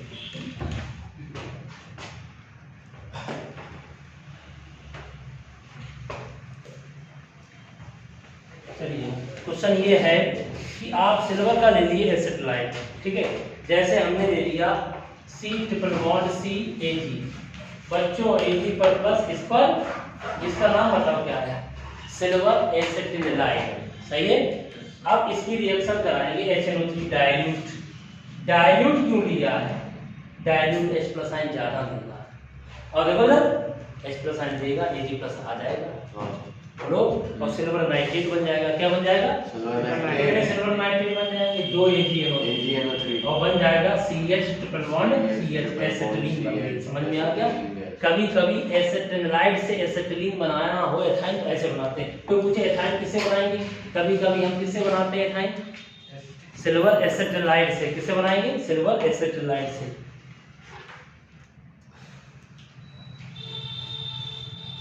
लास्ट मेथड बचा है कैल्शियम कार्बाइड का। कैल्शियम कार्बाइड का, तो कैल्शियम कार्बाइड का हम पहले भी बता चुके हैं। कैल्शियम कार्बाइड ये पढ़ चुके फार्मूला, कुछ याद आया? बालिका इधर देखो, कैल्शियम कार्बाइड इसे क्या कहते हैं? CaC2। क्या कहते हैं? CaC2। ये बता चुके हैं सर। इसकी हाइड्रोलिसिस करा दो, याद करो। हाइड्रोलिसिस में क्या कहते हैं? वाटर के दो मॉलिक्यूल, ये क्या बन गया? देखिए CaOH का whole twice plus C2H2 acetylene gas. नहीं आया समझ में? बोलो। तो कैल्शियम कार्बाइड का हाइड्रोलिसिस कराओ तो तुम बड़े आसानी से एसिटिलीन गैस प्राप्त कर लोगे। कुछ याद आया?